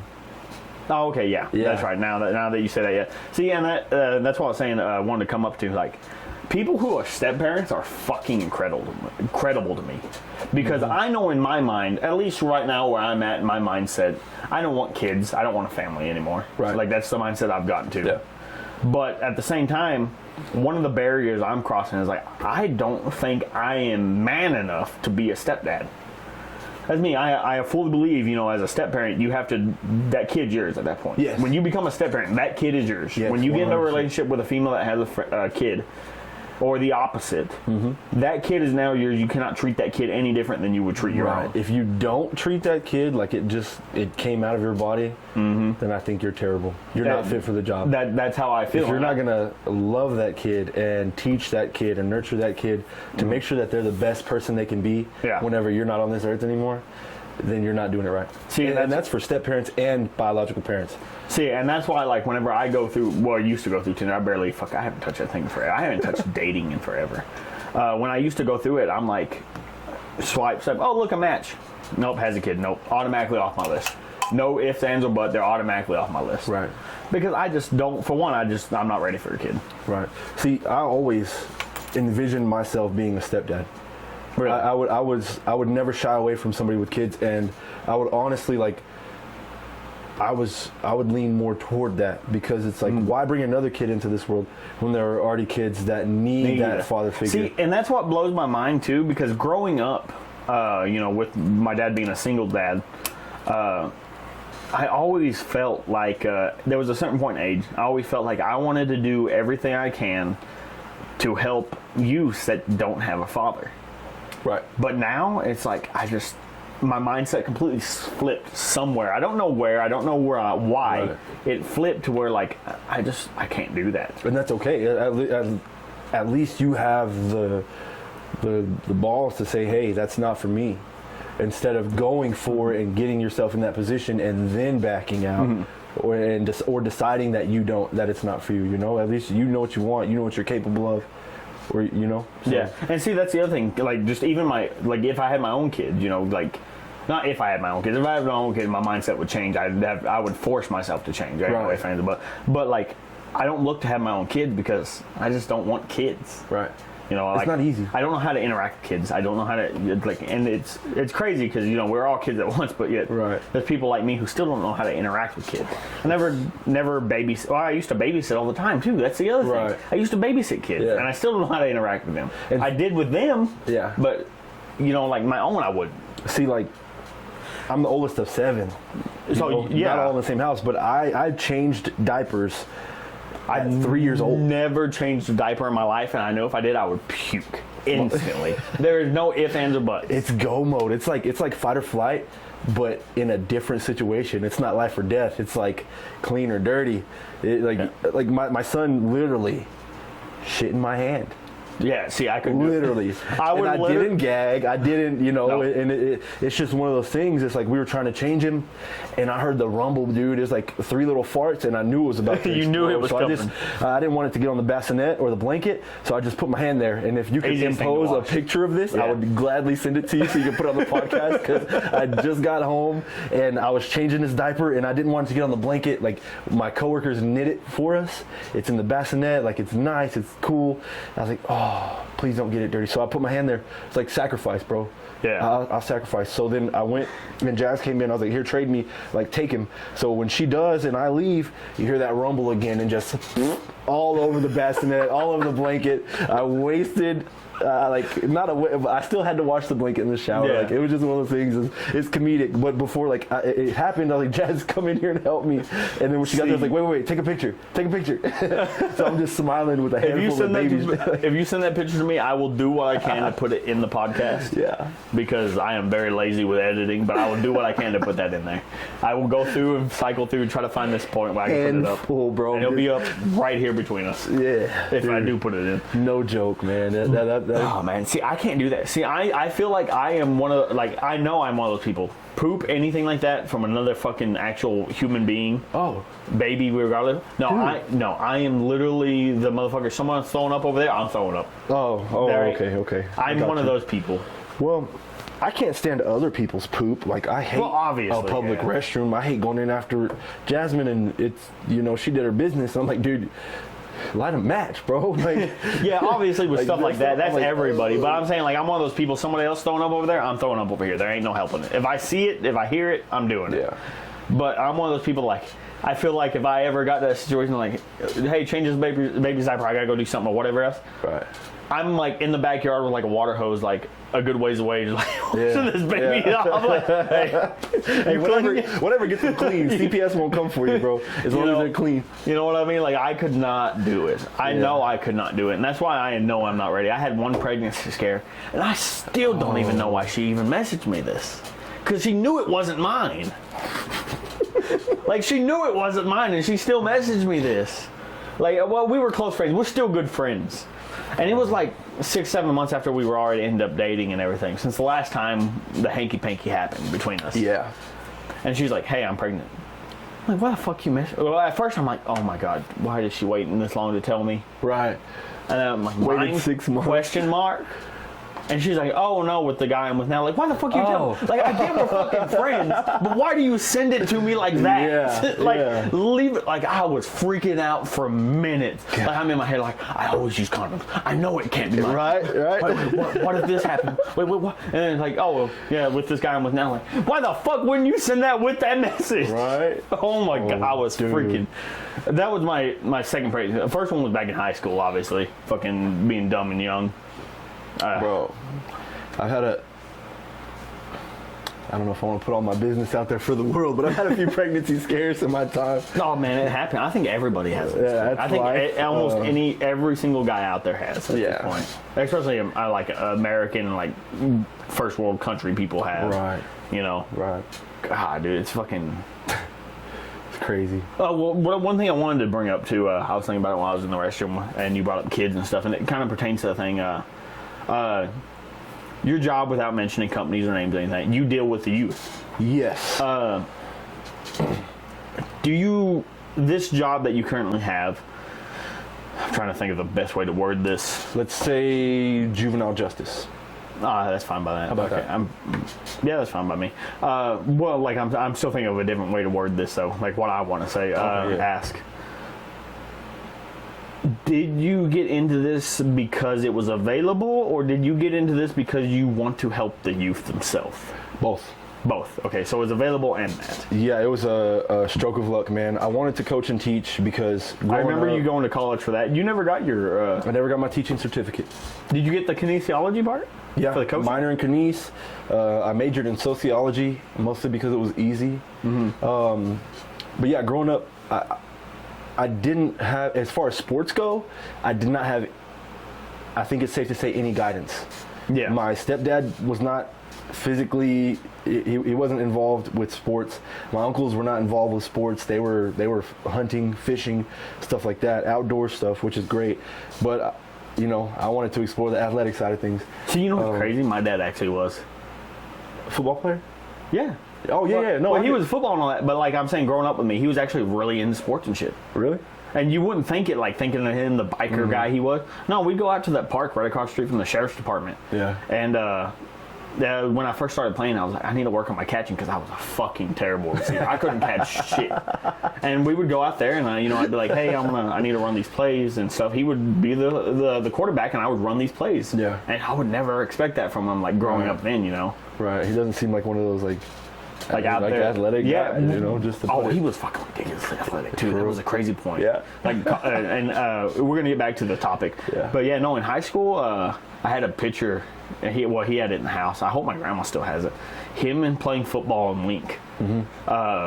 Mullet. Full on Axl Rose, poof in the front. Let's go. Football player. And then you had the fucking football picture. Yeah. This is the football picture. Player. Martin. Player. Big boy. Yeah, no. Get back to what you were saying though. Like,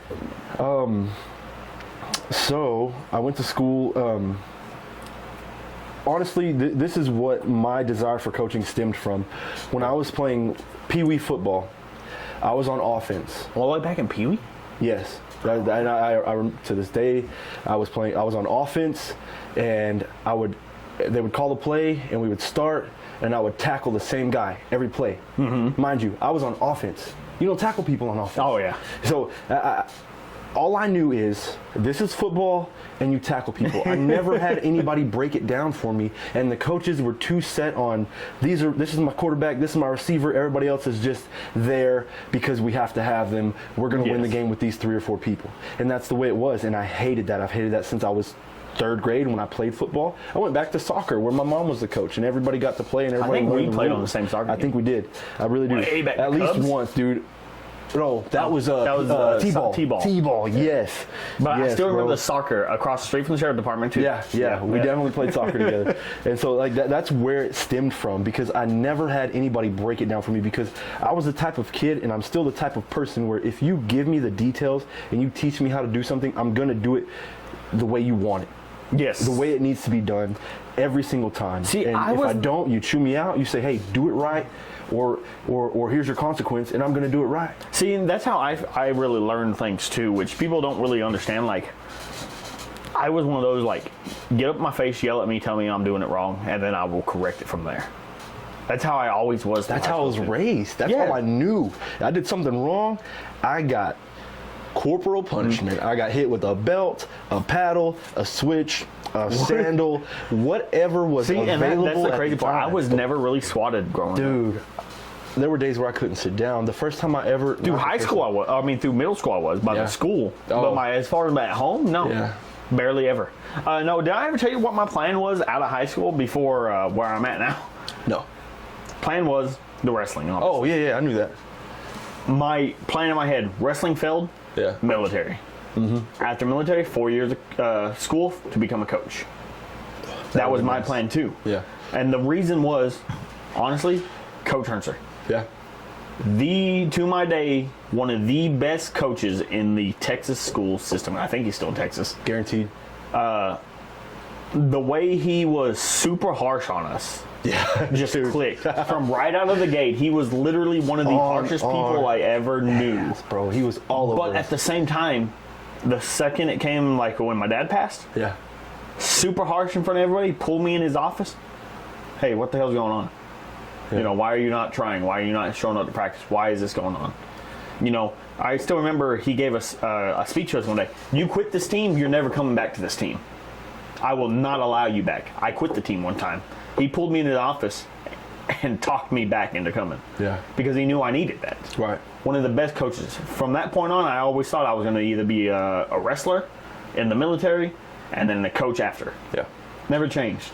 He's a stand-up guy, man. He's the reason I started playing football. I played in junior high, 7th and 8th grade, and I quit because I didn't like getting hit. I didn't want to run the ball. I wanted to be a receiver. I didn't like that immediate impact. Oh, yeah. That wasn't for me. Like, I get, I get that at home. Well, see, I get in trouble. I sucked at football. Well, I wasn't great, but I didn't play my freshman year, and You the AD at were the time. pretty good. Well, For high school football, you were pretty good.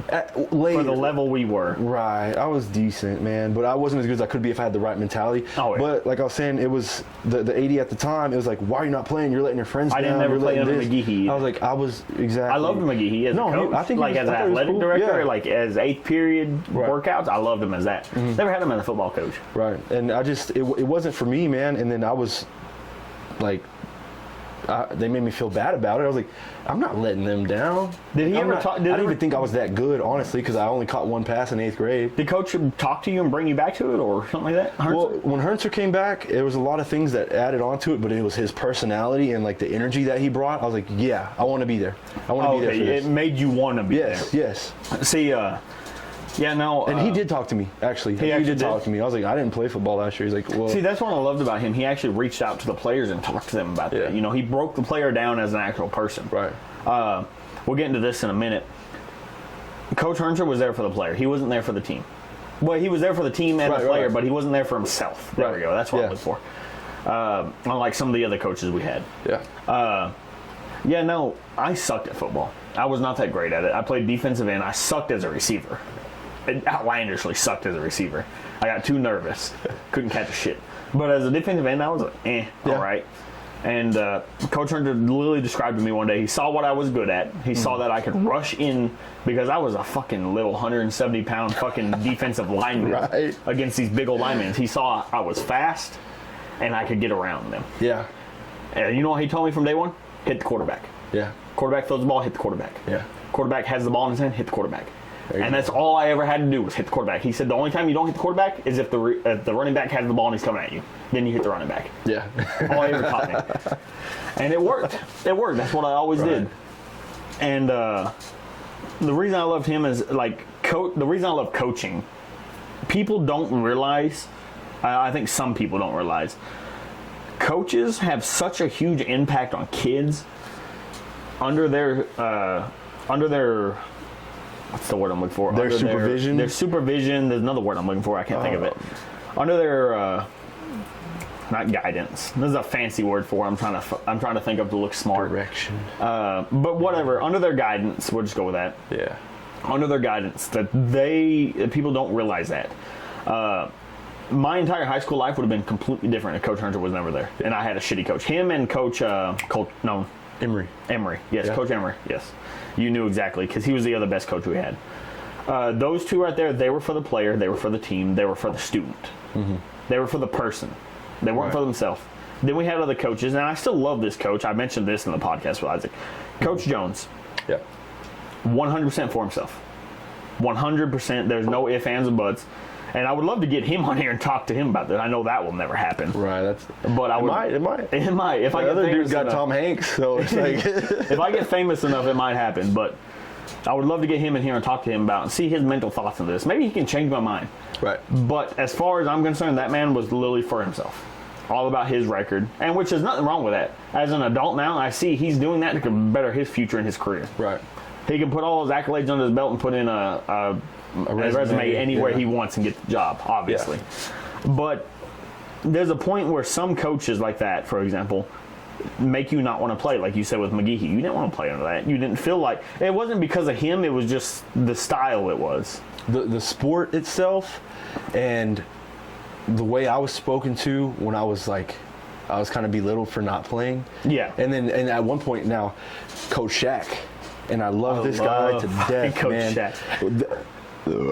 Him and Coach Hernser are tied. They're tied for first, but it's like Coach Shaq is above him by like a Natural Light beer can, just by that much, you know. Coach Shaq is above him just because Shaq is Shaq. There is no argument. Man. Shaq is Shaq. No one compares to him. But there was one point when we were in 7th grade or 8th grade, and he, around that same time where I told them I wasn't playing football, he's like, "Your dad was one of the best football players in the world, or one of the best football players Wink High School's ever seen." And I was like, yeah. I don't like my dad. I haven't seen him in 6 years. I don't give a damn. And that was like, okay, even more of a reason not to play football. Yeah. Because that's who I don't want to be like. You didn't want to be your dad. Exactly. I got that at that time. Yeah, at that exact moment, I was like, that was the worst thing to say to me. Yeah. Now, mind you, since that He didn't know that, though. He was trying, though. Right. And since that day, I've had nothing but the utmost respect for Coach Shaq, and he is by far one of the best coaches to ever grace the profession, and my favorite coach. Oh, yes. Coach Shaq is literally, in my opinion, probably the best way you can put it, an end of an era. Because if you look at the way coaching is nobody nowadays, can do it like he did. It's not just that. Have you seen coaching nowadays? You can't yell at the kids. Oh my God. You can't punish the kids. You can't do this. You can't do soft, that. Bro. It's soft. These don't create men. Like, and those coaches could have hit me and gotten away with it. Because my mom did more than they ever could have dreamed of. Our parents and our generation, what the hell you do to deserve it? You're right. Not like, why you hit my kid? No, what you do to deserve it. Exactly. And they would have gave a reason, and the parent would be like, see, that's you messed up there. Sorry, coach, he won't do it again. I get swats at school, I get it again when I get home, and I get it worse. Yes. Way worse. And it's like, it is what it is. Yeah. No, nowadays, have you seen the way they've gone? You can't yell, you can't cuss, you can't punish kids, you can't make kids run for doing something you don't like them doing. Yeah, because of my job, I spend a lot of time in the schools. You probably heard a lot of I was getting back to. We completely got off of that. I graduated from Angelo State University, class of 2019, without a teaching certificate. And I was misled by my professor. I was told that it would be a simple test and you're certified to teach and you're good to go. No, it costed more money. I didn't have time for that. I was applying at oil field jobs, and what I forgot to mention was my desire for coaching was to have an impact on kids that nobody had on me. Nobody took the time to teach me and show me the right way. Yeah. So I wanted to be that for the other kids. So instead of being the coach that picked out the kid that was a star-studded kid that already had everything, you wanted to pick out the kids that had the potential. I wanted to pick out the kids that sucked, that were terrible, the worst of the worst, and build them from the ground up and show them the right way because they're a clean slate. Yes. They're a clean slate. See, and that's what I love about coaches. There's coaches out there with that mentality. One guy, you probably know him, Sergio from Kermit. Sergio Lujan. I can't remember. He's our age. Guardiola. Sergio Guardiola. Coaches in Fort Stockton. I want to get him on here. I talk to him every now and then. I respect that man, dude. Dude. I envied him. When he started coaching, I was like, When I talked to him wanted to do what you're doing, and I respect you and I admire you, but I'm mad at you because you did it. Whenever I went to high school with him, he was never one I really got along with. Yeah. In Kermit School, I didn't really get along with anybody there. Yeah. But he was one of the ones I didn't get along with. And I talked to that man here today. We message on Facebook every now and then. Mm-hmm. And I had the utmost respect for that guy. He messaged me out of the blue one day, like, I love the videos. He watches the YouTube all the time. Let's go, dude. That's cool. He said, because he'll message me, like, I did one video on one of the guys at work I hated, and then he came back. Yeah. He's like, I heard the sheriff's back, because I have to use code names. And I was like, hey, fucking back. And it shows that I want to get him on here one day. I told him, like, hey, man, one of these days you come down to Kermit, because he's still coming to see his family. I'm like, we need to grab a beer or something. Mm-hmm. I need to talk to him, see if he wants to get on this. Dude, that'd be awesome. That dude's cool as hell. And see, he's one of the ones. The whole idea behind this podcast, and I'm going to explain this in the intro. I'm going to keep explaining that in the intro until people kind of catch on to what this is. Right. My goal with this podcast is to learn people's stories, their life stories, their regular stories, whatever they got. Because everybody, I told Isaac this, everybody has a story to tell. Mm-hmm. And with you and Isaac, I've known y'all for so long, it's easy to bring up stories. Right. I want to push myself and challenge myself to talk to somebody like Sergio. I have no fucking clue anything about that motherfucker. I don't know his hobbies. I don't know who he is. I don't know what his high school life was like. Yeah. I want to talk to people like that. I also want to get some older people on here. Yes. People I know, I keep trying to talk to more of my coworkers. He won't fucking do it. He's a funny motherfucker. God, dude, he's hilarious. And he's just like me in every way. Yeah. Loves anime, loves video games, loves this. And he's a good 10 years older than me. Yeah. You know, I want to get different perspectives like that. But yeah, no, the coaching thing, coaching always hit super hard for me. Yeah. I love that you had that idea. Like, you didn't want to do coaching for you. You wanted to do coaching for somebody else. Yeah. And there's another instance. Same coach, Jesse Jones. Like you said, he was for himself, which, so be it, whatever. There was times he was a great coach. He was a good coach. As far as fundamentals go and actual coaching, he had everything down. He knew how to build winners. I disagree. I think he knew when it comes to basketball? Basketball, I didn't play basketball. So. Okay, so track, he knew how to build winners. He's the one that convinced me to do track, so I'll give him that. Hold on, man. Actually just talk louder. I got to piss. Right. Okay, so what happened was there was this kid. His last name was Boner, believe it or not. Brandon or Lance? I wasn't gonna say, but it was Brandon. Okay. And I love the two of them, but Brandon's got a special place in my heart.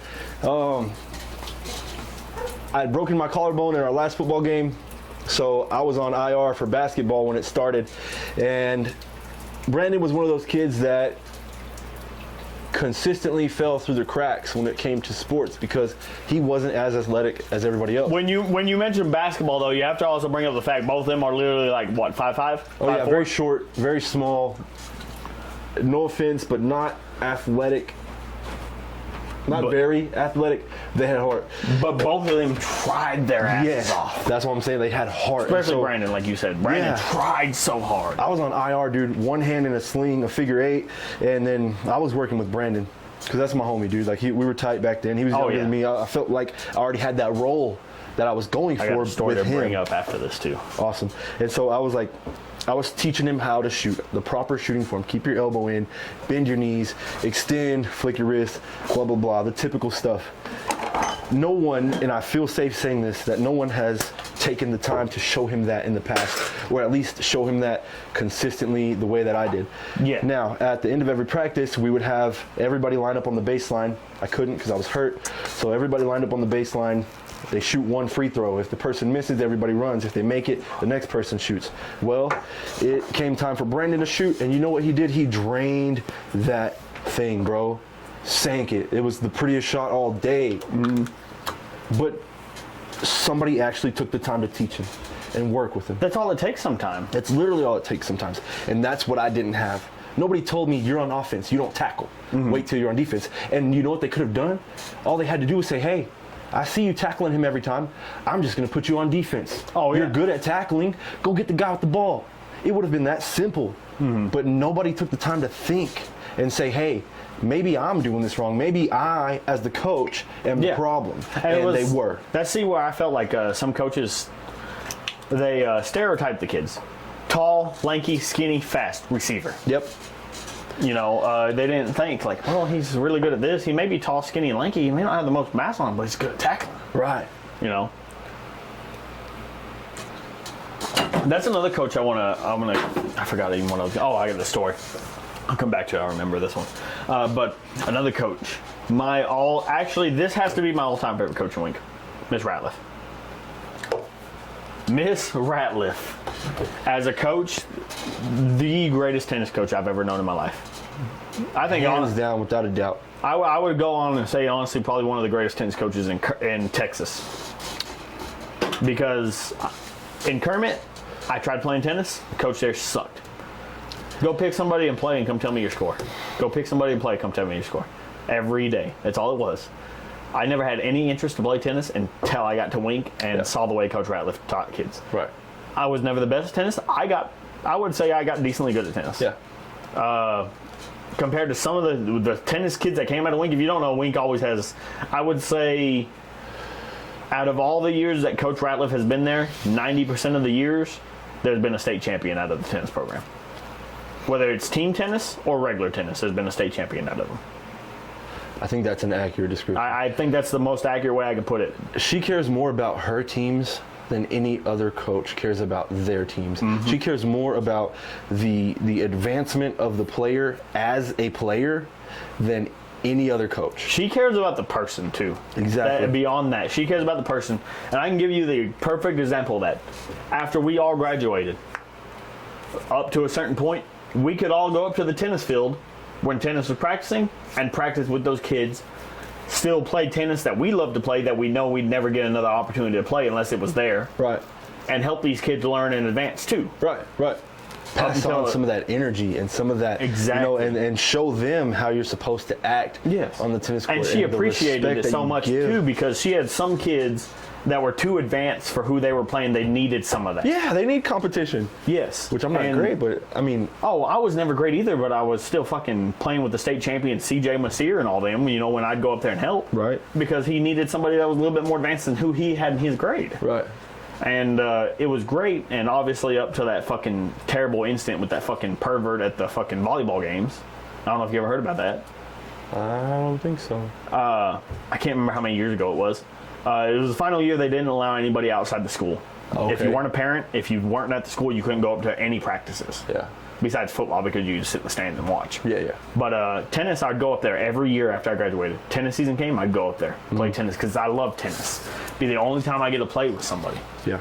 And she told me this last year that I went up there, she's like, hey, you can go ahead and play today, but with the new AD, we had an incident back in the volleyball season that they won't allow anybody outside.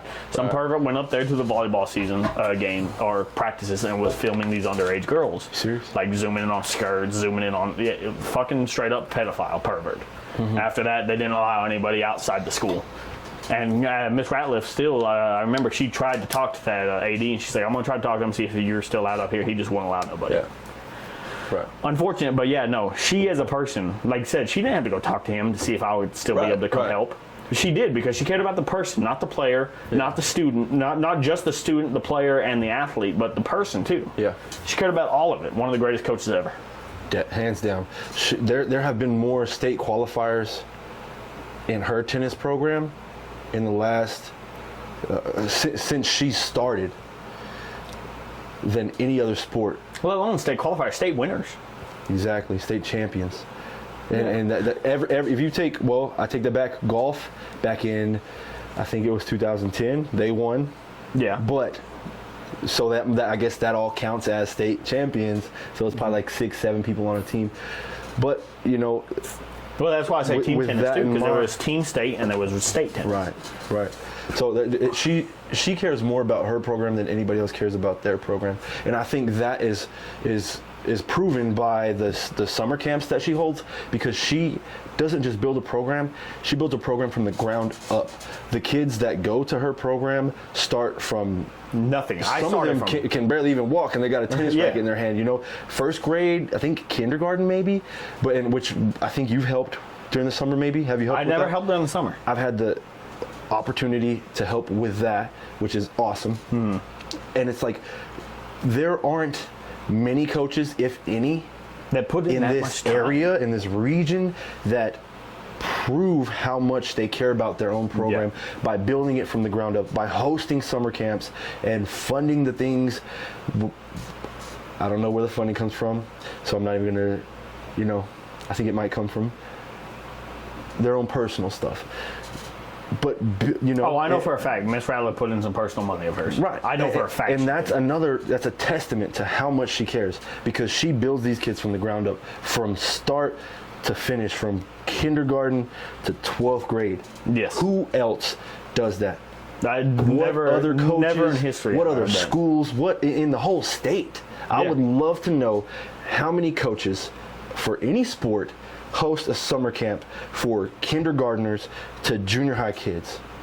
And like I said, just beyond that, even outside of school, to help. Like fucking tennis, was my way of staying in shape. Outside of graduation, she's helping beyond high school, because she knows I needed that. Yeah. It's a win-win. It's a symbiotic relationship. Everybody benefits. We come back and challenge these kids, give them a little bit stronger competition. The tennis program in Wink was always a little bit underlooked in my opinion. It was underappreciated. Yes, underappreciated, not underlooked.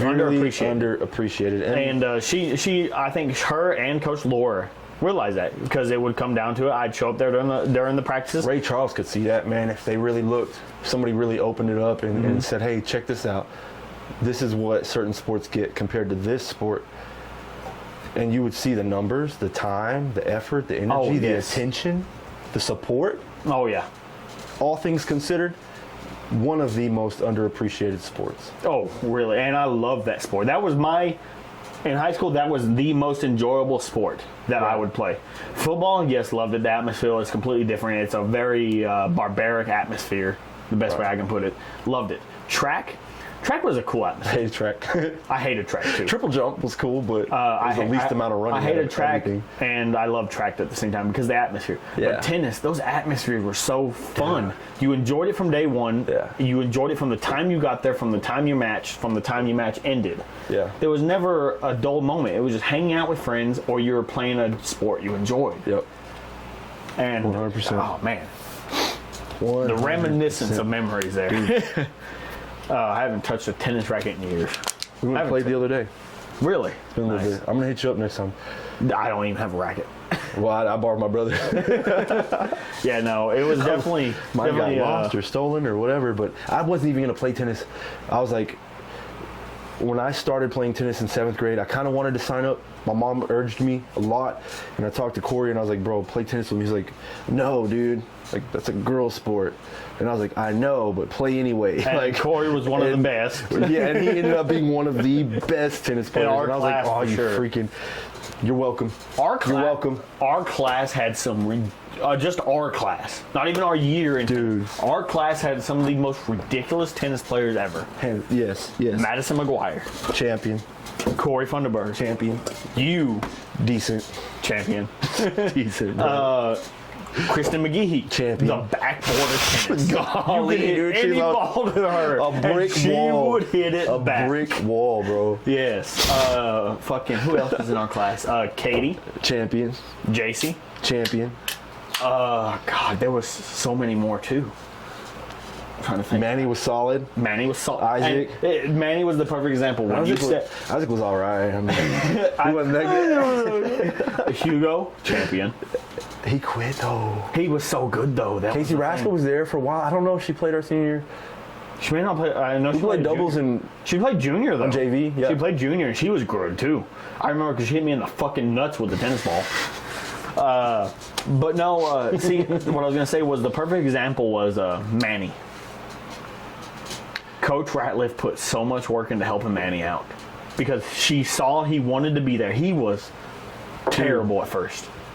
Which we all were. We all were. But what I'm saying Trash. for like when he came in, Yeah. compared to where some of y'all were, Dude.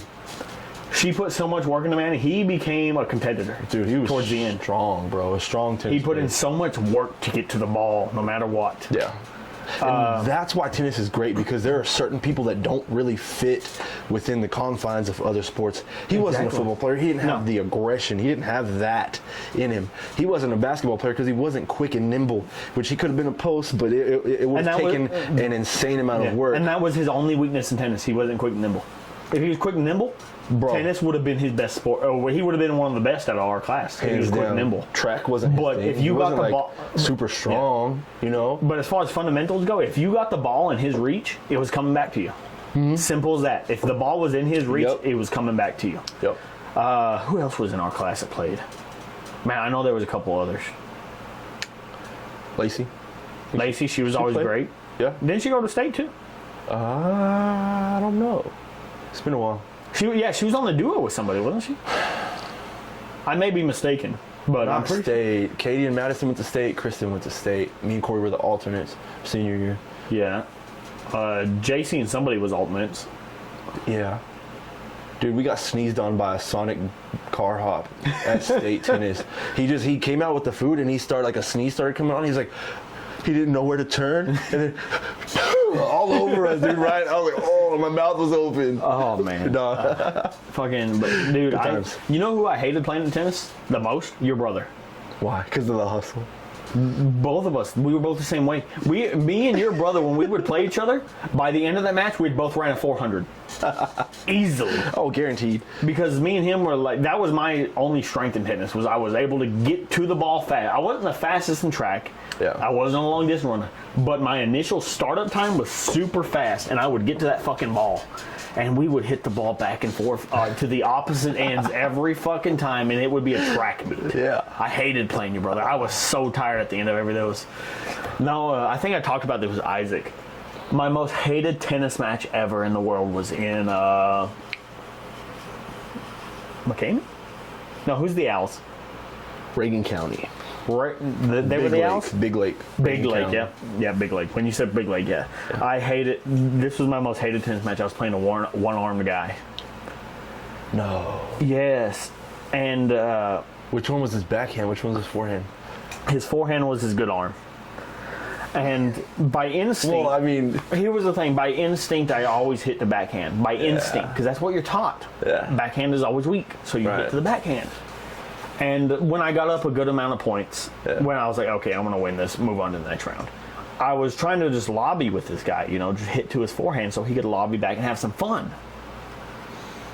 My instincts were better than my fucking mind, I guess, and I could not hit to his forehand. It always went right to his backhand. I'm not even talking like a far backhand where he could reach with a backhand like you're supposed to. I'm talking like right at his fucking feet backhand. Wait. How did he serve if he only had one hand? Ball, up, toss boom. it? Oh, wow. He was good at that too. Dude, cheers. Respect to that guy. Cause he wouldn't do it hard. It was always a playable ball. Right. But he got it in. Yeah. It was always like that. Mad respect to that guy, dude. Oh, mad respect to him. I felt so bad because I was like I said, I was trying to just have fun with him. I was trying to make it where he could enjoy the game. Because this was my senior year whenever I got told I couldn't play senior. Right. By any varsity sports because I moved to JAL and moved back. See, if I was playing you, I'd be upset if you took it easy on me.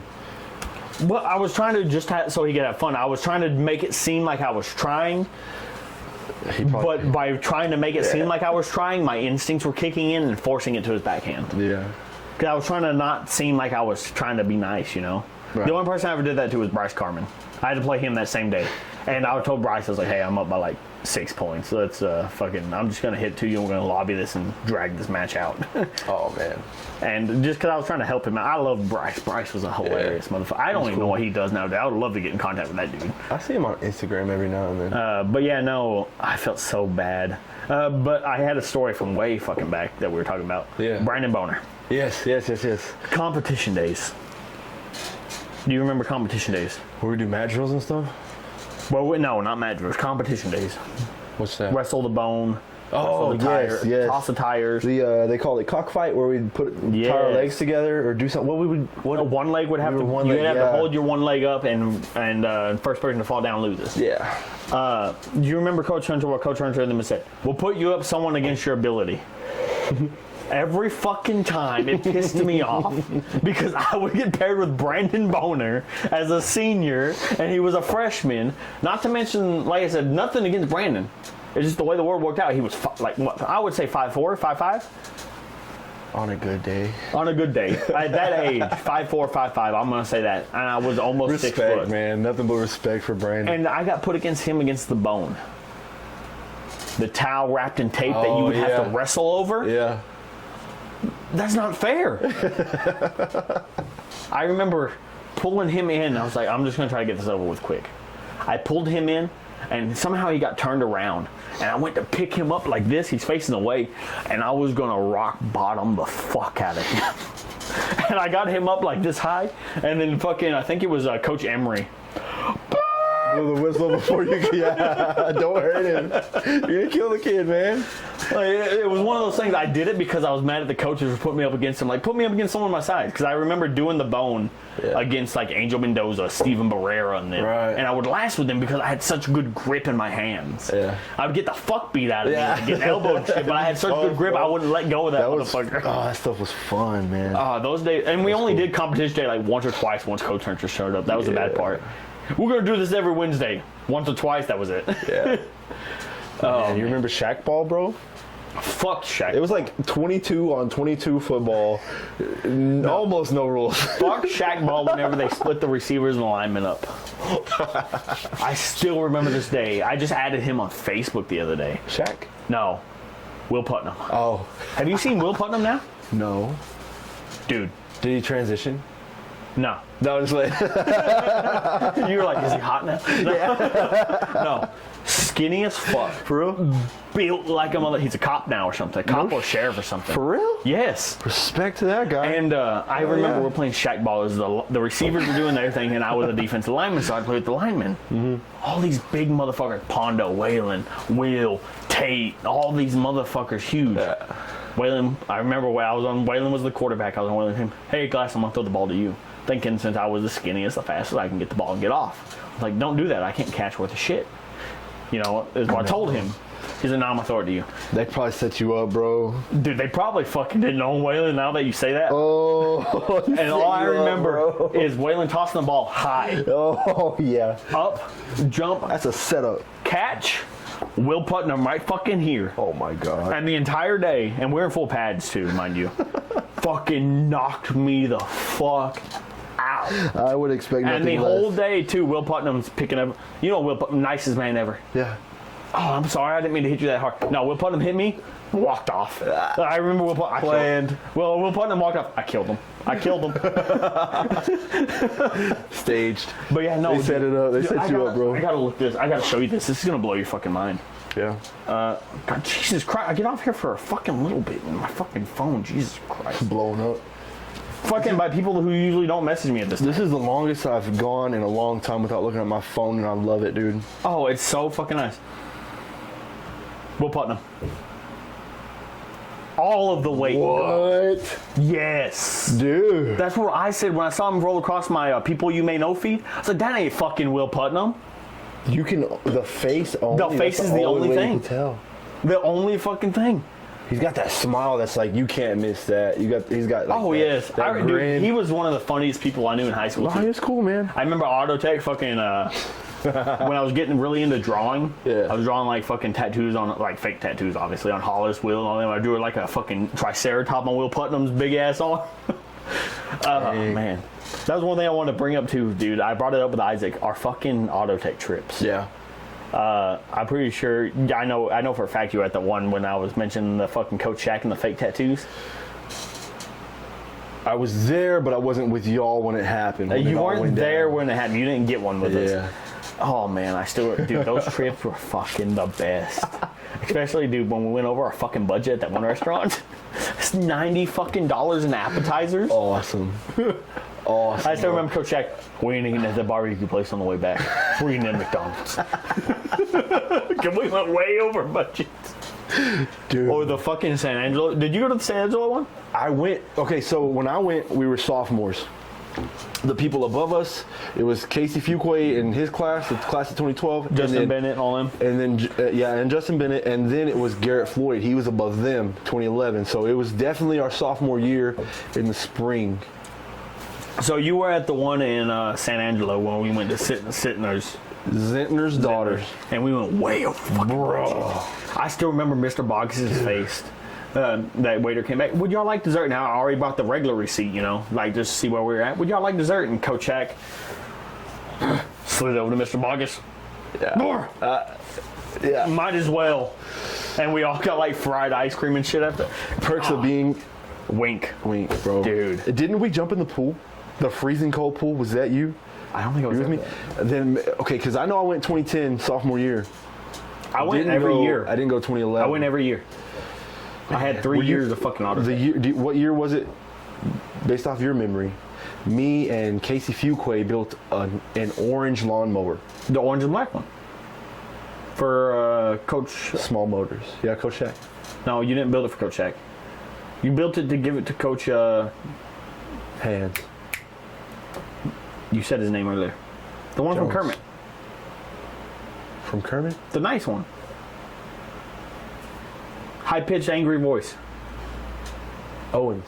Owens, yes. We built it for Coach Owens, remember? I guess we did. Solid orange with the WW on it. I don't know, because I know I had a push mower. I took the deck from the push mower. Yes, it was a and I did a WW. Yes, a solid orange with the black WW on But it. there was a riding lawnmower. Oh, I that don't we remember the built. riding one. An Okay. orange one. Me and Fuquay, we rode it out of the place where we did the competition. Yeah, we went I to, remember, because that's the one we shocked Justin Bennett with. You shocked him with it? Yes, me and Casey. Oh my god, dude. Hey, Justin, can you hold that spark plug? Hold that spark plug into place while we light it, Dude, I have the or while we pictures start. I somewhere, think that bro. was the one. There were. Me and you and Isaac surfed that year. Yes, that was because remember Isaac's uncle came Yes, from Corpus. brought Yes. yes. I'm actually, if I do go back and edit this shit with that picture he's gonna send me about the shit and the baby. And all Yeah, that. yeah. I'm also gonna put up right now a super embarrassing photo of both you and me. I'm doing it. What is it? You and me and fucking Corpus Christi are skinny, scrawny ass on a surfboard. You and me. I still remember this fucking picture. I'm gonna be embarrassed. It's I'll be on my embarrassed. face. I am. It's on I look Facebook. fucking horrible, dude. No tattoos. No no tattoos. meat on your bones, bro. Yes. Goofy looking motherfucker. A terrible haircut at the time, Bro. too. Oh man, times were But good. no, But yeah, that year we went to San Angelo first. We jumped in the pool. It was super cold. I don't remember jumping in the pool. I think I was upstairs with, I think that was whenever I had Derek Jenkins in my room. And Guaranteed. Justin, and I know that's he when was there. Justin and them rented the porn.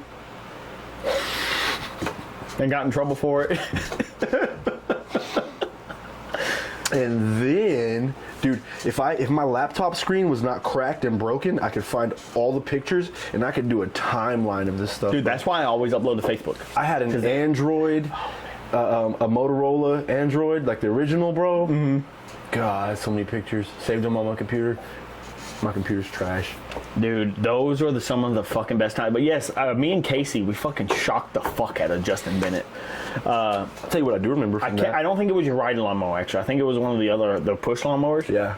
We were like, hey, Justin. Did you make him do the spark plug? Yes. I know that. That's yes, what we did. dude. We were like, hey, hold that spark plug in there while we started. I was there. I was definitely there. Were you there? Oh. Were you there that year? It was me, Hollis, and Waylon as a group, and we had to take that starter apart and rebuild it. I talked about this with Isaac. I don't think so. You may not have been there that year. Coach Shaq's like, hey, take this starter apart. Here's a new starter. Put these parts back in. Yeah. And it was literally, we took it apart and just stood there and talked to our spirit. Oh my God. Y'all get that starter put back together? Nah, we didn't know how to do it. We got it taken apart, but we didn't know how to put it back together. Next day, came in there, put it back together, hands us a camera and a binder. Here, make it look like y'all did it. Yup. we were taking the dumbest pictures. Hollis standing there with like a wrench over the starter, like a wrench that was way too comically big for it. Well, I'll tell you what I do remember. And I was pissed off at you for this.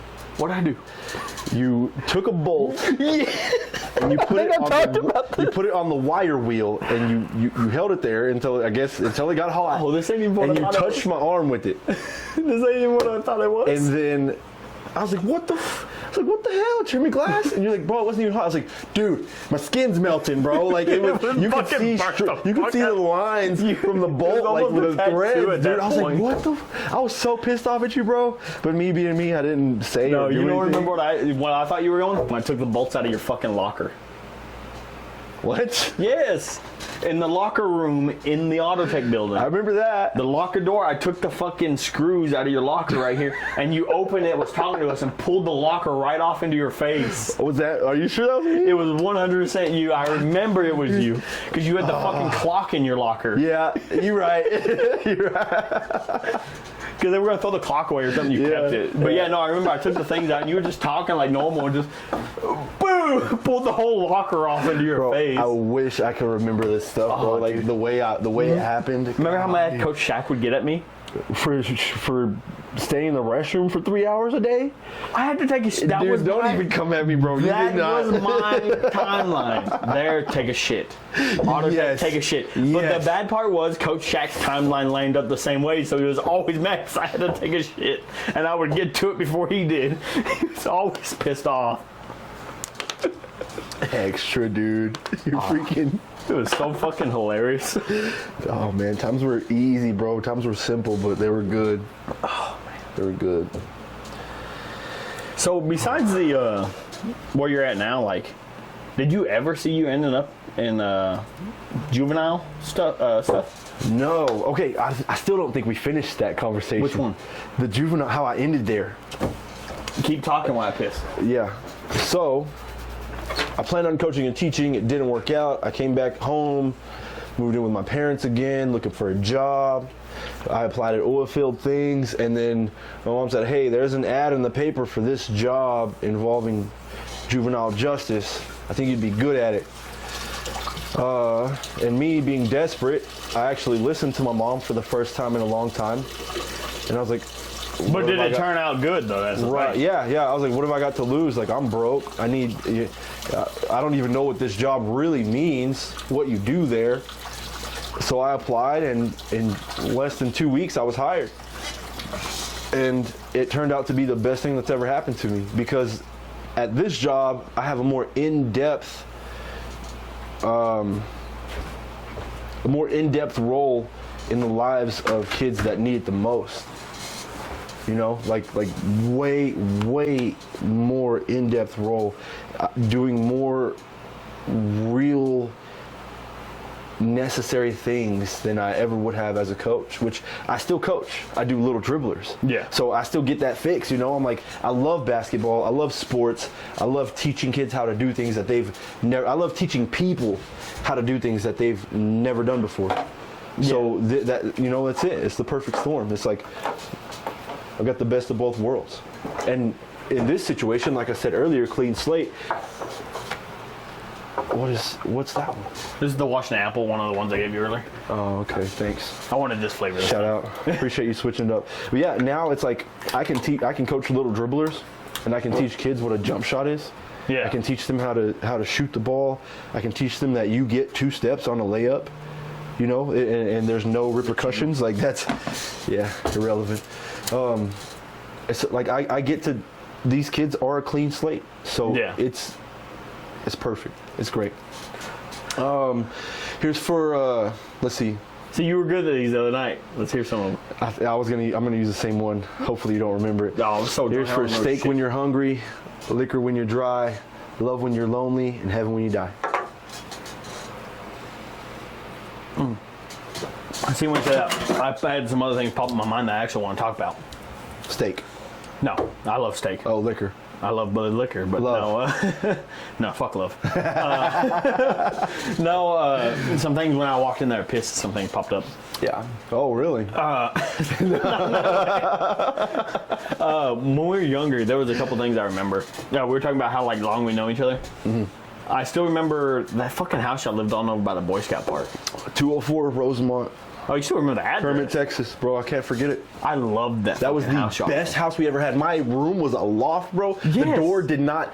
You walked upstairs. Yes, you or crawled upstairs, and you pushed the door up, dude. It was like a trap door. That's what I was thinking about the other fucking day, dude. And I was like, I want to talk to some things about Dominique. Dude, that was the fucking. I loved that fucking. Oh, the lady that we sold it to won't sell it back to us. And then that fucking. And I don't blame her. The backyard y'all had was nice too. It was nice. It was mostly concrete, and there's like a little grassy area. I love concrete. It was simple, perfect. bro. Yeah. It was a great spot, a decent neighborhood. Right across the street from the fucking park. Yes, bro. Oh, dude, that house was so badass. And then I also remember fucking walking down the alley from my fucking dad's house to your fucking grandparents' house, bro. All 922 Robinson, son. Dude. All the time walking down the alley, playing in that alley, hide and seeking that fucking large ass ridiculous house your grandparents had for some reason. Dude, crazy stuff, bro. It was wild. Dude. It used to be an apartment complex. That's why it was so big. Yeah, I remember. And then they split it up, and then they put it back together, and they split it up again, and put it back together. One of them wasn't even livable, like the side of it, the roof like falling in and shit. Guaranteed. One house got burned down because my mom's cousin, fell asleep with a cigarette in his mouth, caught the place on fire. Which, thinking back now, it's like, really, a cigarette lit the whole house on fire? He's probably doing more than cigarettes. Anyway, you know, like he probably had a Bunsen burner or some sort of torch and doing some extra stuff. But anyway, it burned that place down. That was wild. I remember that. But we played Can't Touch the Ground. Do you remember? And that's what I called it. That's what we called it. But my grandpa had so much junk that we could go from one pile of junk. Because I remember jumping from the piles of junk to the fucking tree in the middle of the yard all the time, dude. Yes, bro. Dude. It's like, it's the equivalent of the ground is lava, but we called it Can't Touch the Ground because lava does not exist in this area. We didn't even know what the fuck it was at that time. I didn't know what lava was. The internet wasn't probably fucking, you know, like all around everywhere. You could scale the wall because it was a brick and it had that little ledge, and you could go from one pile of trash. I stepped on so many rusty nails, bro. Talk about an immune system, dude. Oh, dude, those times were so fucking great. The COVID had no effect on me because of those rusty nails, dude. Dude, I had. Those were some of the best. I specifically remembered that actually recently. I remember that because I want to see if you remember this. We were at that exact same house in that exact same front yard having a barbecue cookout. Everybody was there, and I think it was your idea to play Eight-Legged Freaks. We were pretending that we were playing that movie, Eight-Legged Freaks, and then a big tarantula popped up out of nowhere, and Bradley picked it up and held it and played with it and blah, blah, blah, blah, blah. Bradley. The Bradley. The adult Bradley. Yeah. Yes. Do you remember that? I somewhat. We were playing Eight-Legged Freaks, and we were in the backyard in the alley and blah, blah, blah. There was no backyard. Alley and the side. Straight alley, the next door, whatever's next door, more of my grandpa's junk. And then we come back in the front. Whoa! How did this giant tarantula get here? And then Bradley picked it up and played with it. Oh, man, dude. There was so much shit I remember. I'm pretty sure there was plenty of times over there, too, like what's popped in my head when you mentioned that. But I remember there was something. I can't remember what the fuck we used to play a video game. It was Toy Soldiers, and they had it was like a toy soldier, and we would just hop around in it was like a kitchen, and it was on your Nintendo 64. Oh yeah. I think. Oh, that was at my grandma's. We'd always come play Sarge's Heroes. Yes. Yes, bro. I remember that. One of my favorite vividly. games of all time. Vividly. I wish I could go back and play it right now. Oh, yes. That game, I love that game. That and Star Fox 64. Yep. The Snow Kids, the snowboarding like Mario style game where you're like kids. I remember playing that with y'all. I have to think about it. The rip-off Mortal Kombat Biofreaks. The Biofreaks?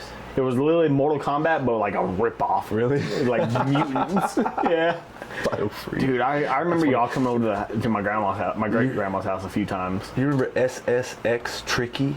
Yes. The snowboarding game? That was back on the PlayStation. Yeah. Dude, remember when PS2, you baby. would come over to my dad's house and we'd stay up all fucking night playing the Lord of the Rings game? And Dragon Ball Z? Well, no, do you remember the Lord of the Ring game? We got stuck on that fucking octopus in the lake. I don't remember. You don't remember that I shit? don't remember, bro. Dude, I specifically remember that night. We were up until literally the next morning, like my dad waking up to go to work playing that motherfucker. Oh, dude, that was... Yeah, like when we say we were around each other, we were there, like, and that's what sucks. Like we went our separate ways for so years, fucking bro. hard. It was like third grade, because when I moved to Wink in third grade, I started third Yeah. grade in Wink, and that was like the division. And it would And still be, we would have hung out every barbecues here and there at your Yeah. grandmother's house. My dad would go, of course, Yeah. I'd be there. Or at your parents' place or at the fucking clubhouse. There would still be those times. Right. Where there was just no option to be around each other Yeah. because they were there. So And we were from gonna be there. that time until like 8th grade when you moved to Wink, Yeah, 8th grade. from 8th Middle grade, of 8th it was grade. like, my boy, like I haven't seen you in years. I'm glad you moved to Wink School, bro. What's up? And we still didn't really hang out then. That was the thing, No, though. we are. I think I already had my like, I don't know, I guess click or whatever. I Well, it already wasn't found even my, that. I found It my wasn't even- niche. Like, Yeah. I was It wasn't doing that. my You were the thing. popular kid in the league. one of. You were one of the popular I don't know kids if in I was Wink, and one I was one of the fucking new nerdy kids. I was super fucking nerdy in Wink. Was I an asshole to you? No, you never were. Okay. You never were. Good. That makes me feel because yeah. I'm like, I never. First of all, I never want to be that person, especially to somebody that I grew up with. Yeah, no, And it's you like- never were. You weren't like, you weren't going out of your way to hang out with me, but Right. you weren't never saying nothing mean to me and being mean to me. Right. So you were always Dom all the way through. So there was never any of that.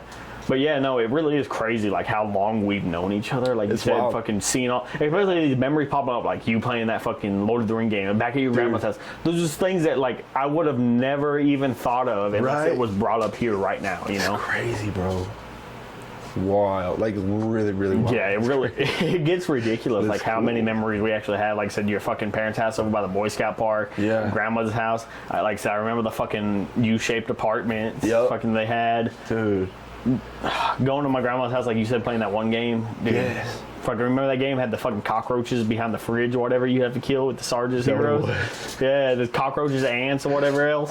I wish I really like, dude. I wish they would remake that fucking game. I wish I could have that in front of me right now because it would be like, whoa, like, and I'm trying to piece the memories together. But that game was one of the ones where like that was one of my he's all-time good at favorite video games and I suck at video games. Like, See, that's one thing I'd like to ask you. You don't play games at all nowadays, do you? I don't, man. I don't have any consoles or anything.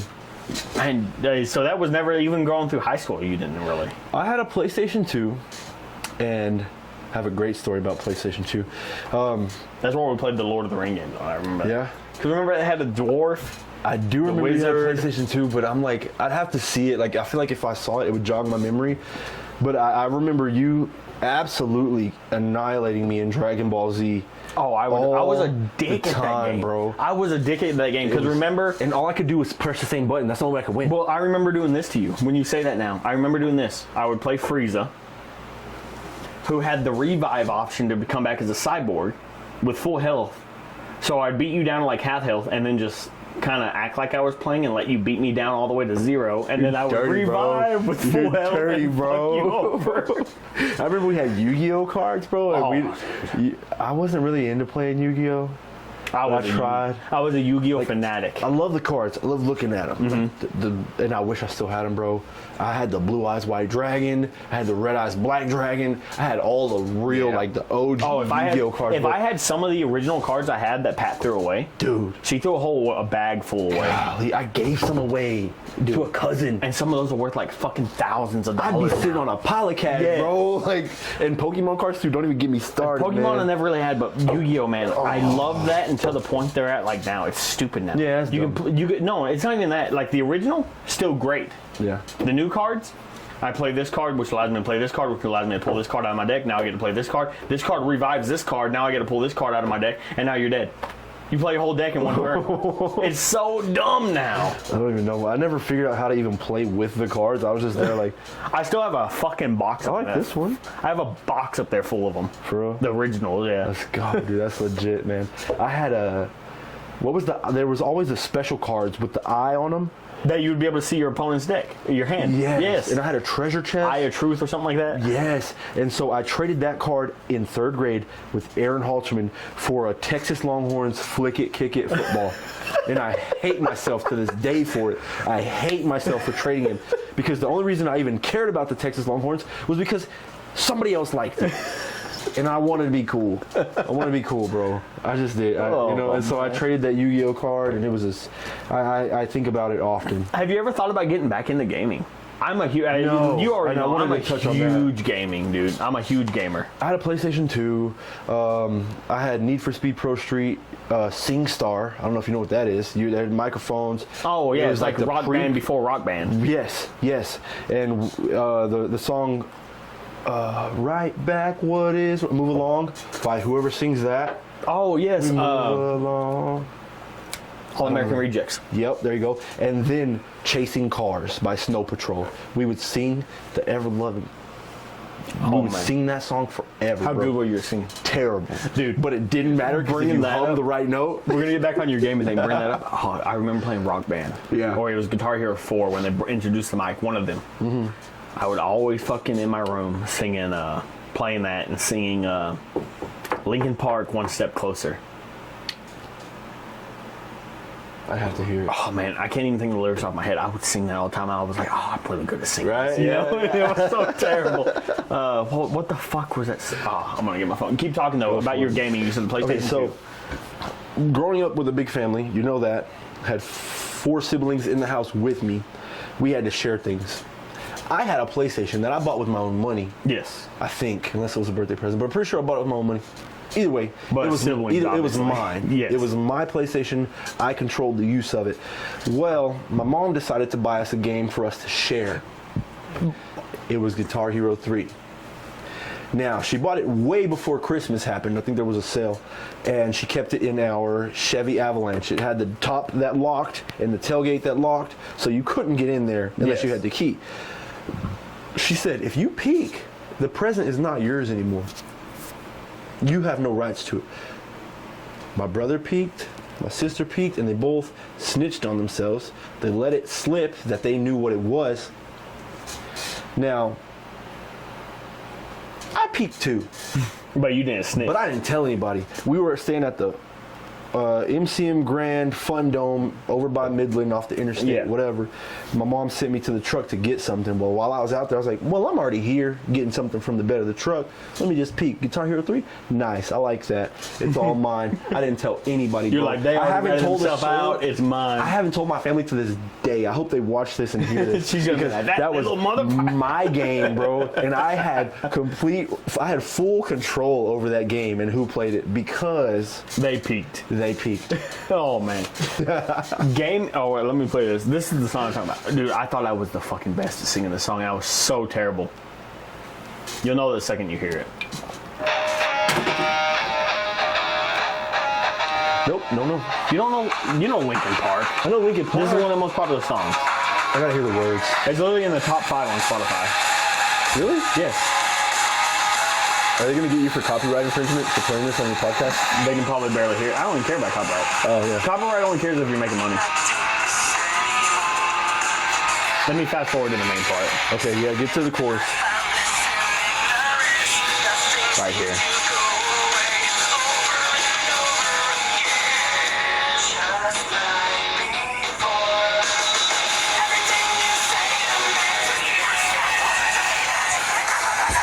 I thought I was the master singer of Rock Band. Everything.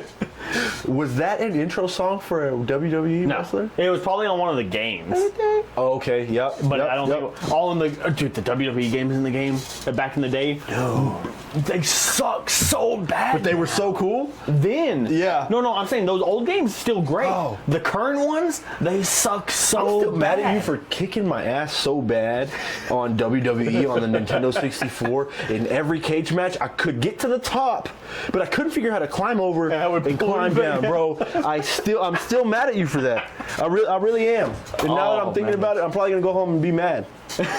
I'll be mad tomorrow when I wake up. Not even know why. Man, I don't know. It may be too late for you to get into gaming. Probably not. Yeah. Dude, I'm telling you. Gaming has changed so much for me. It's ridiculous. I have this game that came out about a month ago. I say a little over a month ago. It's called Elden Ring. Yeah. You've probably seen TikToks about this or something about this game. It's called Elden Ring. It's from the people who made Dark Souls. Mm-hmm. Never played a Dark Souls game in my life. They were known for being super hard. I am at 219 hours logged into this game since it came out. I wake up, I put on Elden Ring. I play till fucking 4 a.m. in the morning. Bro, I don't have time for that. I know you don't have time, but as a hobby, dude. As a hobby, I gotta work out. I gotta make money. Fuck I working gotta. out. There's this. This is better. This is one of the. Respect to you. I hate like nowadays like COD. I guarantee if we play COD, I put money on it. I'd whoop your ass on COD. Oh yeah. I've never been good at it. I put money on this, and this goes out to anybody in Winkler County. I put money on this. I am probably one of the best COD players in Winkler fucking County. I've never been good at Call of Duty. I've never been good at Halo. I was ranked number 3 in the world at one point in COD on one of the Search and Destroy. Stop, dude. It was fucking crazy. It was Modern Warfare, Advanced Warfare. No, not Modern Warfare. Call of Duty, Advanced Warfare. Search and Destroy, Hardcore, Search and Destroy. No, Hardcore Domination. This was before I got back into Search. Hardcore Domination, number 1 in the world. Dang. Murderholic was my gamer tag at the time. Golly, bro. I don't have time because with a kid, bro. But right now with the kid, obviously. Every free second that I have is spent with him. Every moment I have goes into Elden Ring. I have not touched another game in the last month besides that game. Yeah. I've beaten the game 4 times and I'm still playing it. I gotta use a little boy's room. Make sure you edit the mic out. Emphasis on little, right? I'm gonna mute it. You can't mute it. I'm gonna put my shirt over it. You're gonna do your best to muffle it. I'm just gonna make noise the whole time. What? I'm just gonna make noise the whole time. Oh, you just gonna sing or something? Right? Let's hear that beautiful voice.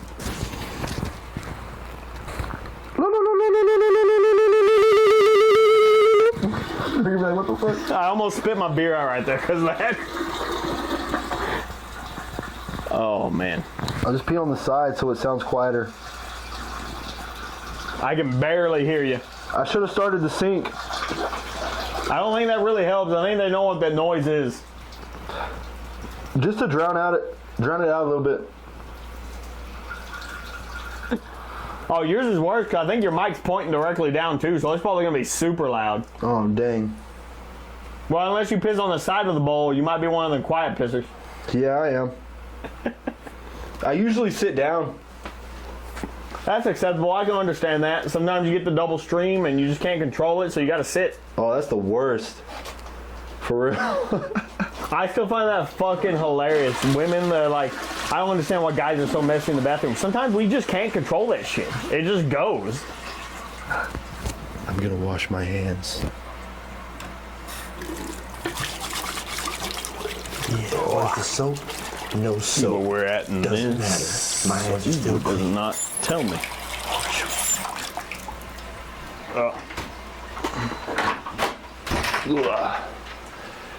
Door's hard to open. Yeah, that door's a pain in the ass. I'll sand it for you. Oh. What's our time right now, dude? I just tried to look at that and I have no fucking clue. Let's go. Doing pretty good though. Nice. Yeah, I was looking at that. You might flip that around to the other side, facing it up. Might be a little bit better instead of facing down. Yeah. I don't even know how it ended up down. I think that's the way you put it on was down. Or maybe. But yeah, no, fucking gaming to me, dude. Gaming is probably one of the biggest things in my life. It's my biggest stress reliever since I don't go out, I don't work out, I don't do other sociable shit. I get so much social activity out of that. Right. You talk to people from all over the world or what? Oh, yeah. No, I was saying you might put it on this side of your collar. That way it's facing upward towards your mouth. Oh, yeah, I got you. But yeah, no, I'm actually, like I said, next week when I go to Houston, I actually got a buddy I've gamed with for like the last 3-4 years over there in Houston. Me and him are going to try to meet up one of those nights for the first time. That'll be cool. Played with him for years. I got a buddy in fucking New Orleans I've played with for like 7 years now. Yeah. Talk Snapchat group on the daily. Like, It's like a blind date, dude. not really necessarily that. Like, we know each other so fucking well. Yeah. But yeah, no, I got one in New Orleans. I plan on meeting eventually. I plan on going there for Mardi Gras one of these days. Dude. And hitting him up and be like, hey, I'm down here for Mardi Gras and shit. That'd be awesome. While you're there, hit up Josh Bradford. Oh, yeah, Josh lives over there. Yeah, that's right. Man, bro, he's cool. This is Sex on the Beach. I've never had a Sex on the Beach cocktail. What about by the river? Oh, you mean like...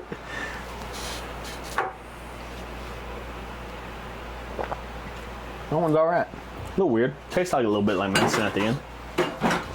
But yeah, no, gaming for me, man, gaming is such a great outlet. They always talk about like violence in gamers and shit. I think that's ridiculous. Man, I played Grand Theft Auto, bro. I played Grand Theft Auto since I was fucking still haven't ripped anybody out of a car and stole their car. Exactly. I still haven't shot people. I still haven't sold drugs. I still... Like, I've never done any of that shit. Yeah. See, and that's one of the things I was going to talk about. That I told myself I wasn't going to bring Elden Ring up because I knew if I got on a rampant about this game, I was going to get on it. Bring it up. The best game I played in my entire life. Grand Theft Auto San Andreas. No, Elden Ring. This game, Elden Ring. Yeah. Best game I've ever played in my entire fucking lifetime. I've always been a huge COD fan. I have played COD consistently since 2008. Yeah. I have put in over, let's see, every game that has come out on COD, I've put in a good 20 days worth of time because it keeps track of your time. Right. 20 actual days and hours on every COD that's come out since 2008. Dang. This game, so much better story-wise, sadness-wise in the story, online play. So you got a roller coaster. Oh, dude, there's so many roller coasters. It's not just one playthrough gives you a roller coaster. There's 7 different endings to the story that you can pick. Yeah. Plus, there's side stories that give you sadder shit. Yeah. I know you'll probably never play it, so I don't care about ruining it for bro. you. Go. There's a fucking blacksmith in the game. Yeah. You meet early on in what's called the round table, where you and all these people that are like you meet. Mm-hmm. Can't attack anybody in there. You're all similar. He talks to you and he's like, oh, it's just a regular blacksmith. He's like, no, I'm a prisoner by these guys. I was sided with the Queen America.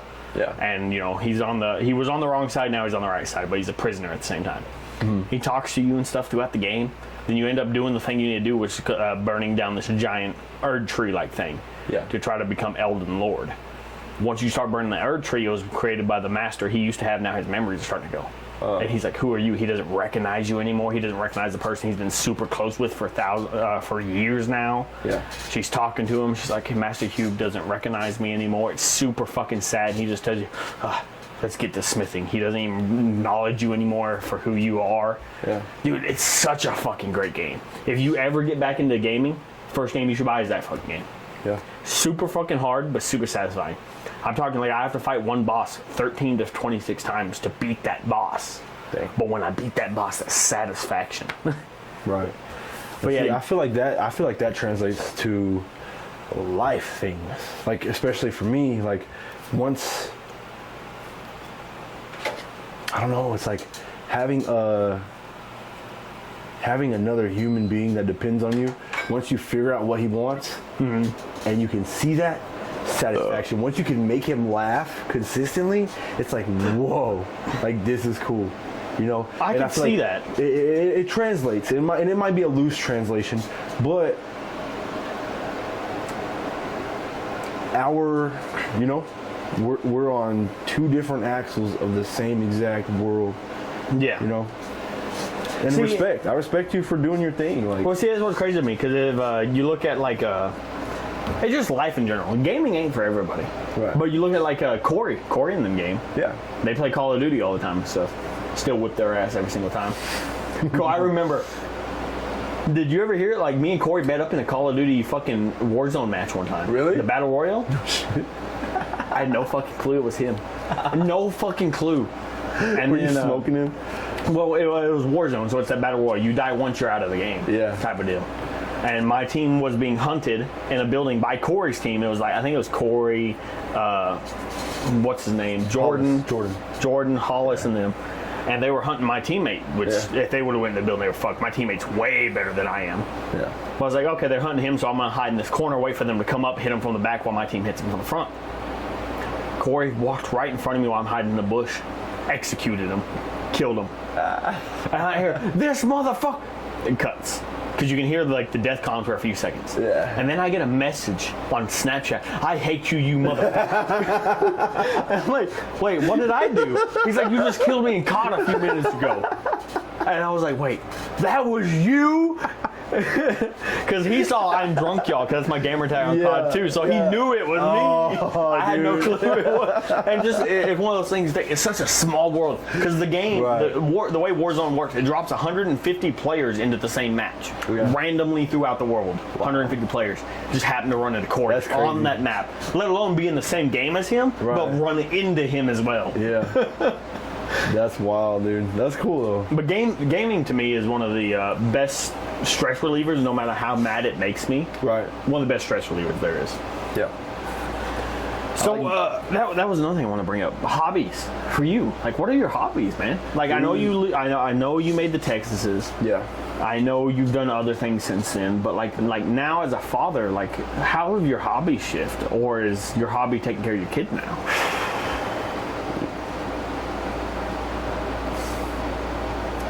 Taking care of my kid is my hobby. It's my part-time job. Hey, that's a terrible wording by me. Taking care of your kid is not a hobby. Right. That is a life. But I mean, hobbies are things that you enjoy, so I think that... Beyond that shouldn't be considered in the hobby. You know, that's something else. That's parenting. That's just part of life. That's a duty. It should be the standard part of parenting. Yeah. But I enjoy it. It's not like I'm just parenting and it's an obligation. It's a chore. Oh yeah, not a chore. I enjoy it as much as I enjoy my hobbies. Yeah. Like, I don't have many hobbies anymore. I cut the Texas thing out once it got closer to time. Like, he was about to... So was that just not making enough money that you had to cut it out? It was making okay money, but just time, man. I ran out of time, dude, to actually... Because you were putting a lot of time into that. I remember you were talking to me, you were making like, what, how many a week? Depending on the when you were full blown with it. Full blown 20 or 30. That's a lot. 20 or 30. It's like a lot because you gotta hours? cut them, sand them, paint them, dry seal them, coat, like seal coat them, polyurethane, or polyacrylic, depending on, and then paint them. Then let them dry. Then design them. And then use the Cricut machine and put whatever I wanted on there. Then polyacrylic. Let it dry again. Paint the edges. I'd also put a bracket on the back for the ones with the bottle opener. See, that's a lot of work. It was a lot of work, man. And it was good. It was decent money, but I don't have enough time anymore to really put into that. Like that. And now I sell clothes. Yeah, I remember that's my side hustle. I wouldn't even call it a hobby. It's a side hustle, man. It's do a fucking shout out for it too, by the way. Where you do that? Oh, I don't even know my name. You don't even know your name, bro. I think it's DWill20, but well, I mean, you have the Instagram. Shout out that, and they can get you contacting you there. Okay, got you. My Instagram is Tumble Dry Vintage. Yeah. Check me out. And then I sell clothes on Grailed, DWill20. So if you want some vintage stuff, hit me up. Or just some regular stuff that looks nice. Give me a call, like this shirt. Whoop, there it is. I got a beautiful Marlboro fucking leather jacket from him at one point. Marlboro. Very like the cigarettes. Very good price too. Yeah, I give my boys a... You won't get as good a discount as that. I give my boys a deal. Give my boys a deal, for real. But yeah, no, that always interests me. The Texas thing you did, like, especially once you told me how much work you did to it, and seeing how many you had, like, the just-in-time cook-off, that was crazy. How many you had up there. It all started when COVID hit. I had a sandstone cutout of the shape of Texas. I got bored and I was aggravated with everybody in my house, which I lived with my parents and I still do. So sometimes it's like that still. You haven't moved into that camper yet? I was never able to get a company over to my house to install a power pole, and a meter loop. Not even Ratliff would do it? They didn't have time. So it happened, but it's okay. It's okay. We're looking for houses, you know. There's a couple of houses that are good houses for selling, Kermit. Yeah, that's what we're looking at. And so, but yeah, I was in the house bored in the house. Bored in the house, bored.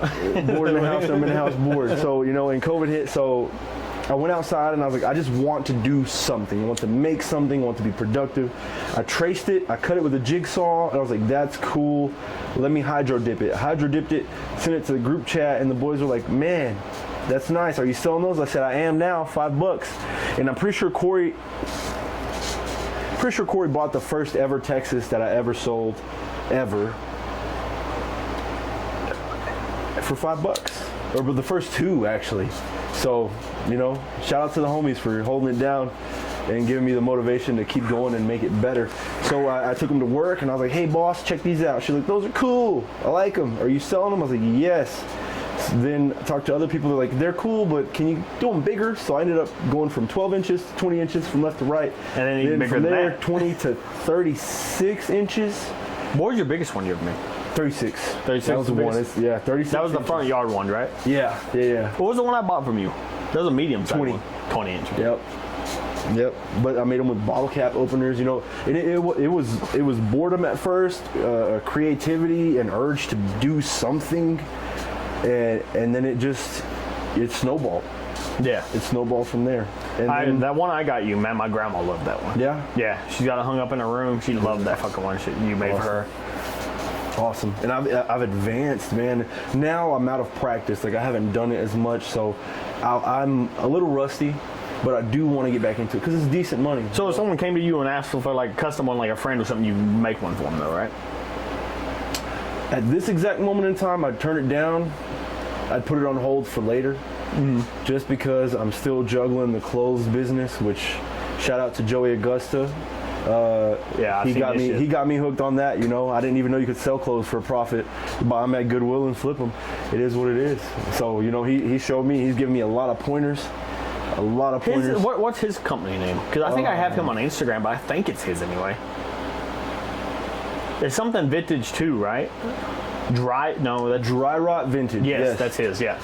His handle's Dry Rot Vintage, and he always comes in clutch with some I cool always see stuff. some of his, man, like, I would love that, but, you know, at his price, he's selling to sell, you know, that's his lifeblood there. Yeah, That's what he does, yeah. Right. So, yeah, but any free time I have, man, I try to spend it with my kid, dude. My outlook on, and I asked you, so I'm going to give you my opinion. My outlook on parenting is, if you're not doing something to help them, you're hurting them. Like, I don't want to be, I'm not going to be a helicopter parent. Yeah. I'm not going to be around there. If I die today, I'm not going to be there to take care of him or to teach him certain things. Or if I die when he's 18 years old, I'm not going to be there for the rest of his life. But from now until the day I die, you can do something. I will be there for him. I will be there teaching him, educating him, showing him how the world works, showing him the truth in everything, and giving him a solid foundation to start with. You know, because it's like there's a lot of parents that, you know, they have kids and they raise their kids and they do decent, and their kids, you know, their kids are successful or decent, but it's like, how many parents go the extra mile? Like, I was talking to my brother Anthony the other day, and I said, bro, he's gonna play a sport. He's gonna do something and go to college for it. He's like, how do you know? How are you gonna guarantee that? I said, because I'm trying. Because I'm doing what it takes. I'm starting now while he's young. I'm speaking these words to where he can hear it. Yeah. He might not understand it now, but when he can understand it, he'll say, wow, I've been hearing this for, 10, 12 years. It's normal. Like I said earlier, with certain words, it's normal until somebody comes around and says it's not normal. Yeah. I'm pushing basketball, bro. I want my kid, or tennis. I'm not pushing football because there's a lot of injuries that come with that, but if he likes it, he likes it. What if he comes to you one day and says, I don't want to do any sports? As long as he does something. Like, if he's a computer engineer, Okay, yeah, that's if what I was he's gonna gonna say. do something that makes him What- money, yeah, that's what I was and gonna makes say. him happy, something that he can build a career with, then do it. And I'm gonna do that with him. Yeah, that's what I'm gonna that's what show I was. That's why I was leaning towards it. Because what if he comes to you and said, "Dad, I'm just not a sports guy. I'm a band guy." Then play that, but you better do it to the best of your ability. Mm-hmm. You better give it everything you got, and you better make sure that you're going to be able to live off of this. Live with this decision. If this is what you love, then make a career out of it. It doesn't. There doesn't have to be a job opening. Mm-hmm. There doesn't have to be an application process. You can be the employer. Yeah. You can teach other kids how to play. You're just trying to set him up for success in whichever way he goes. Exactly. I'm not gonna baby my kid. He's got to touch the stove and get burned to learn that it's hot. He's got to step on a sticker, which some people in other parts of the world They don't even know what the they don't know fuck what a we're sticker talking is. about. Some people call it burrs, but it's a little thing that grows out of the ground, and it's Some people don't know miserable. what the fuck it is. Bro, they're terrible. And put a picture of that up. They'll be like, what? And so it's like things like that. I'm not gonna baby him, but I'm going to remove all of the unnecessary obstacles from his life.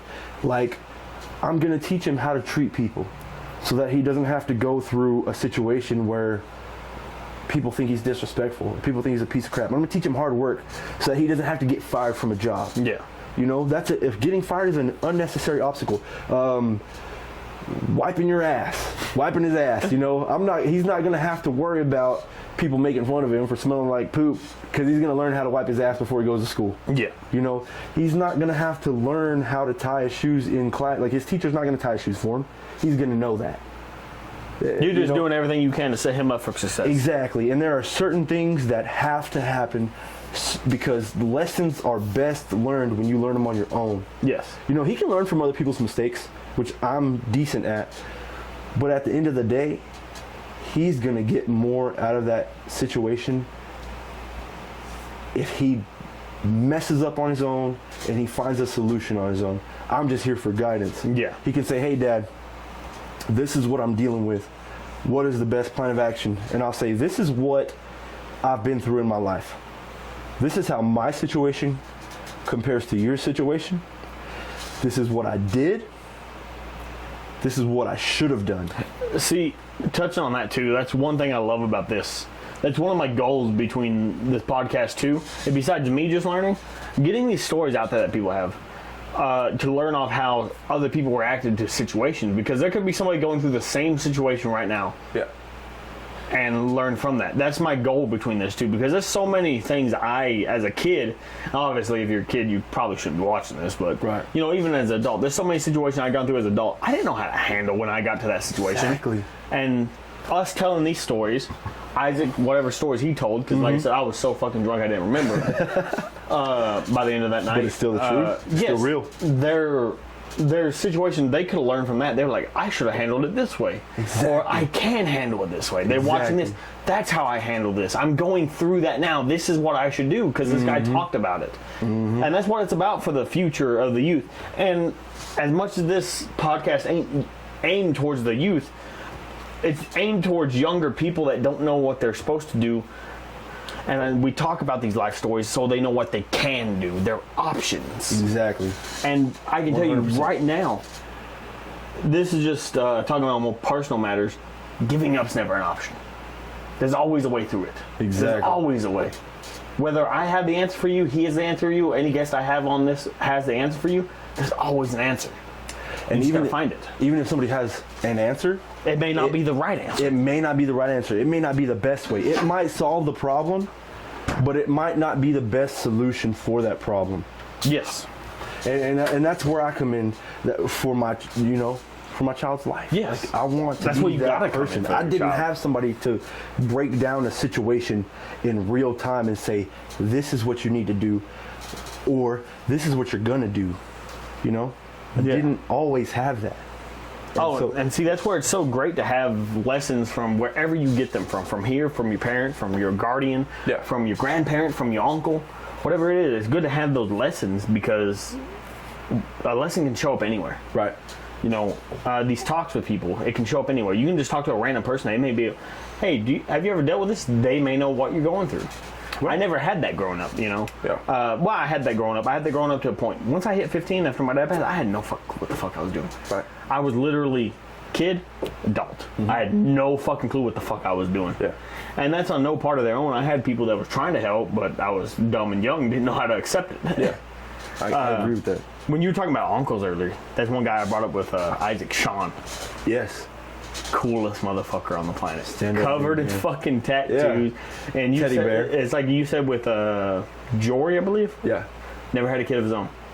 Until I was like 15. Yeah, that's what I'm saying. You were his kid. Yeah. You know, he did the things that he wished he could do with a kid. Right. That's how Sean was with me. Yeah. Concerts, this, that, take me fishing, this.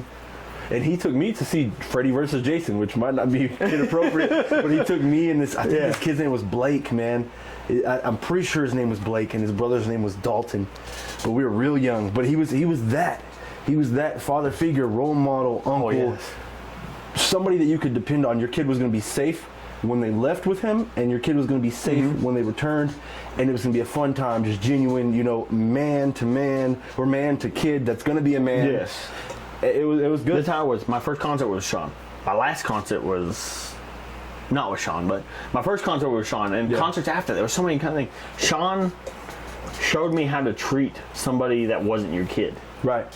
And it blew my mind. And like you said, like he was doing all these things. He was just an incredible dude. And the second I heard he was going to be a father, I knew there was nothing to worry about. Right, exactly. He knew how to do it already. Dude, he played stepdad at least 2 times that I could think of. And then now he's a stepfather again. And an actual father. And a father with the mother. There was no question he was ever going to be a good dad. 100%. No question. Yep. I love that guy. That he's one of the people that messaged me earlier. And I was like, messaging me out of the fucking blue. I'm not looking at my phone. Video, yeah.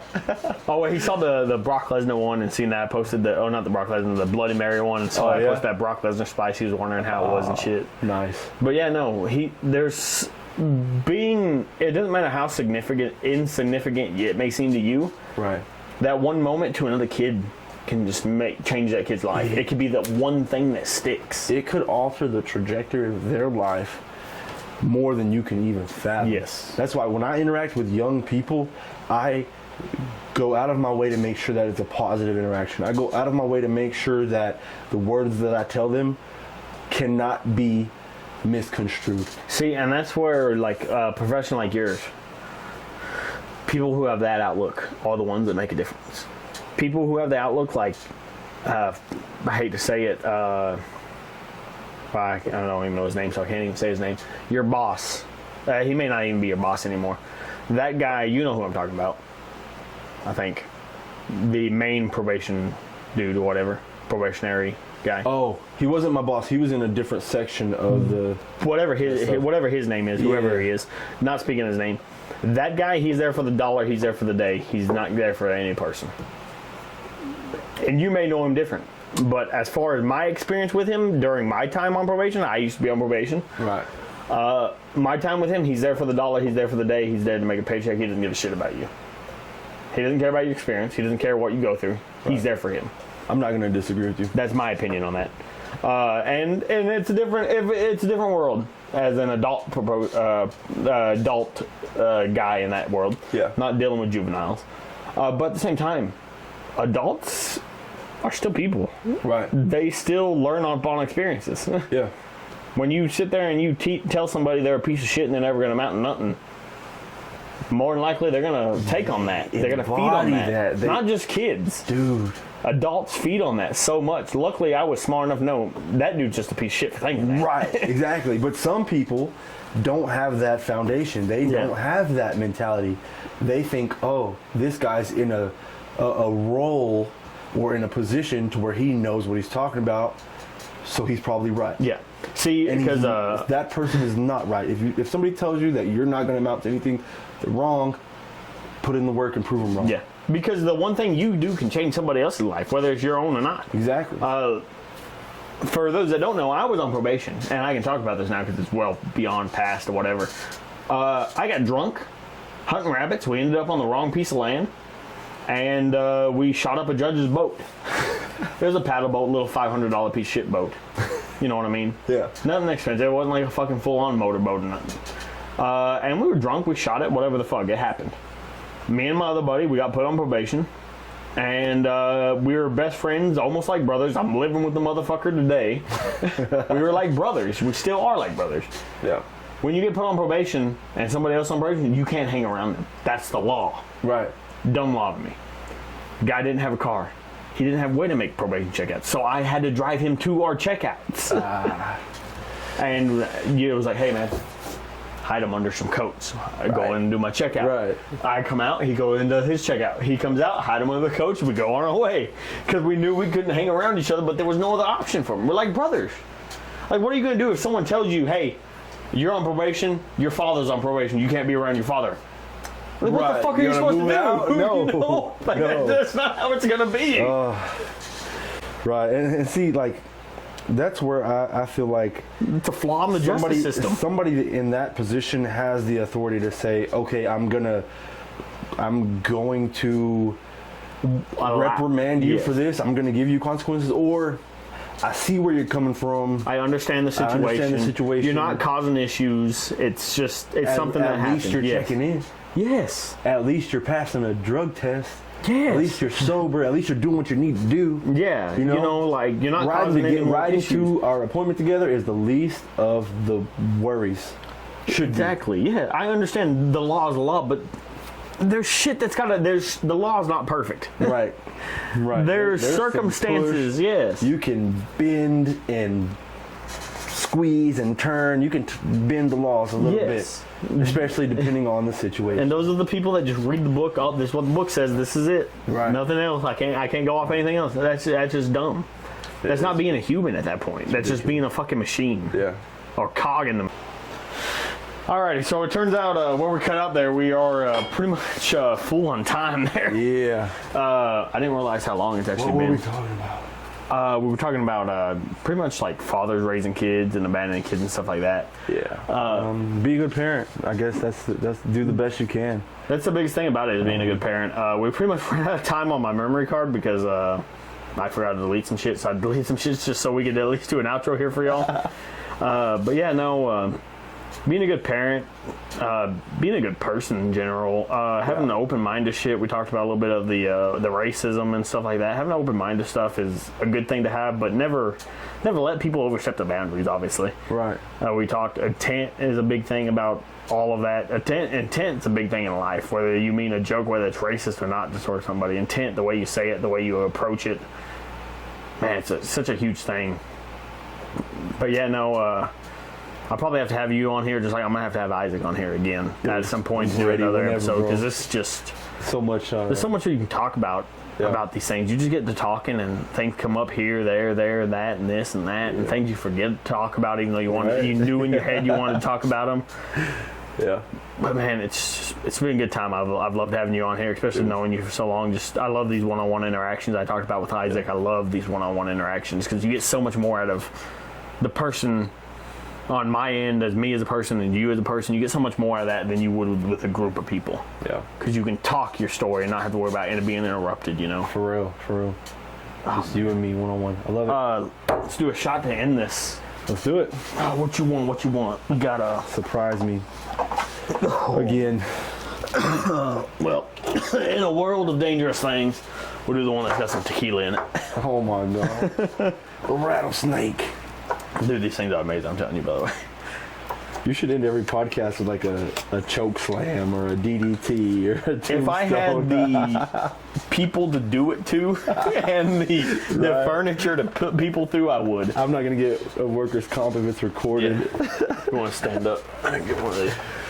Man, I appreciate you having on here. It's been a hell of a good time. We're probably going to talk a little bit more even after this shit ends and shit, but loving you having on here, man. Appreciate it. Other ones are pretty good. And as always, stay motherfucking drunk, y'all. Stay drunk, y'all. I always do a pause at the end. That way it's easier to fucking edit. Yeah.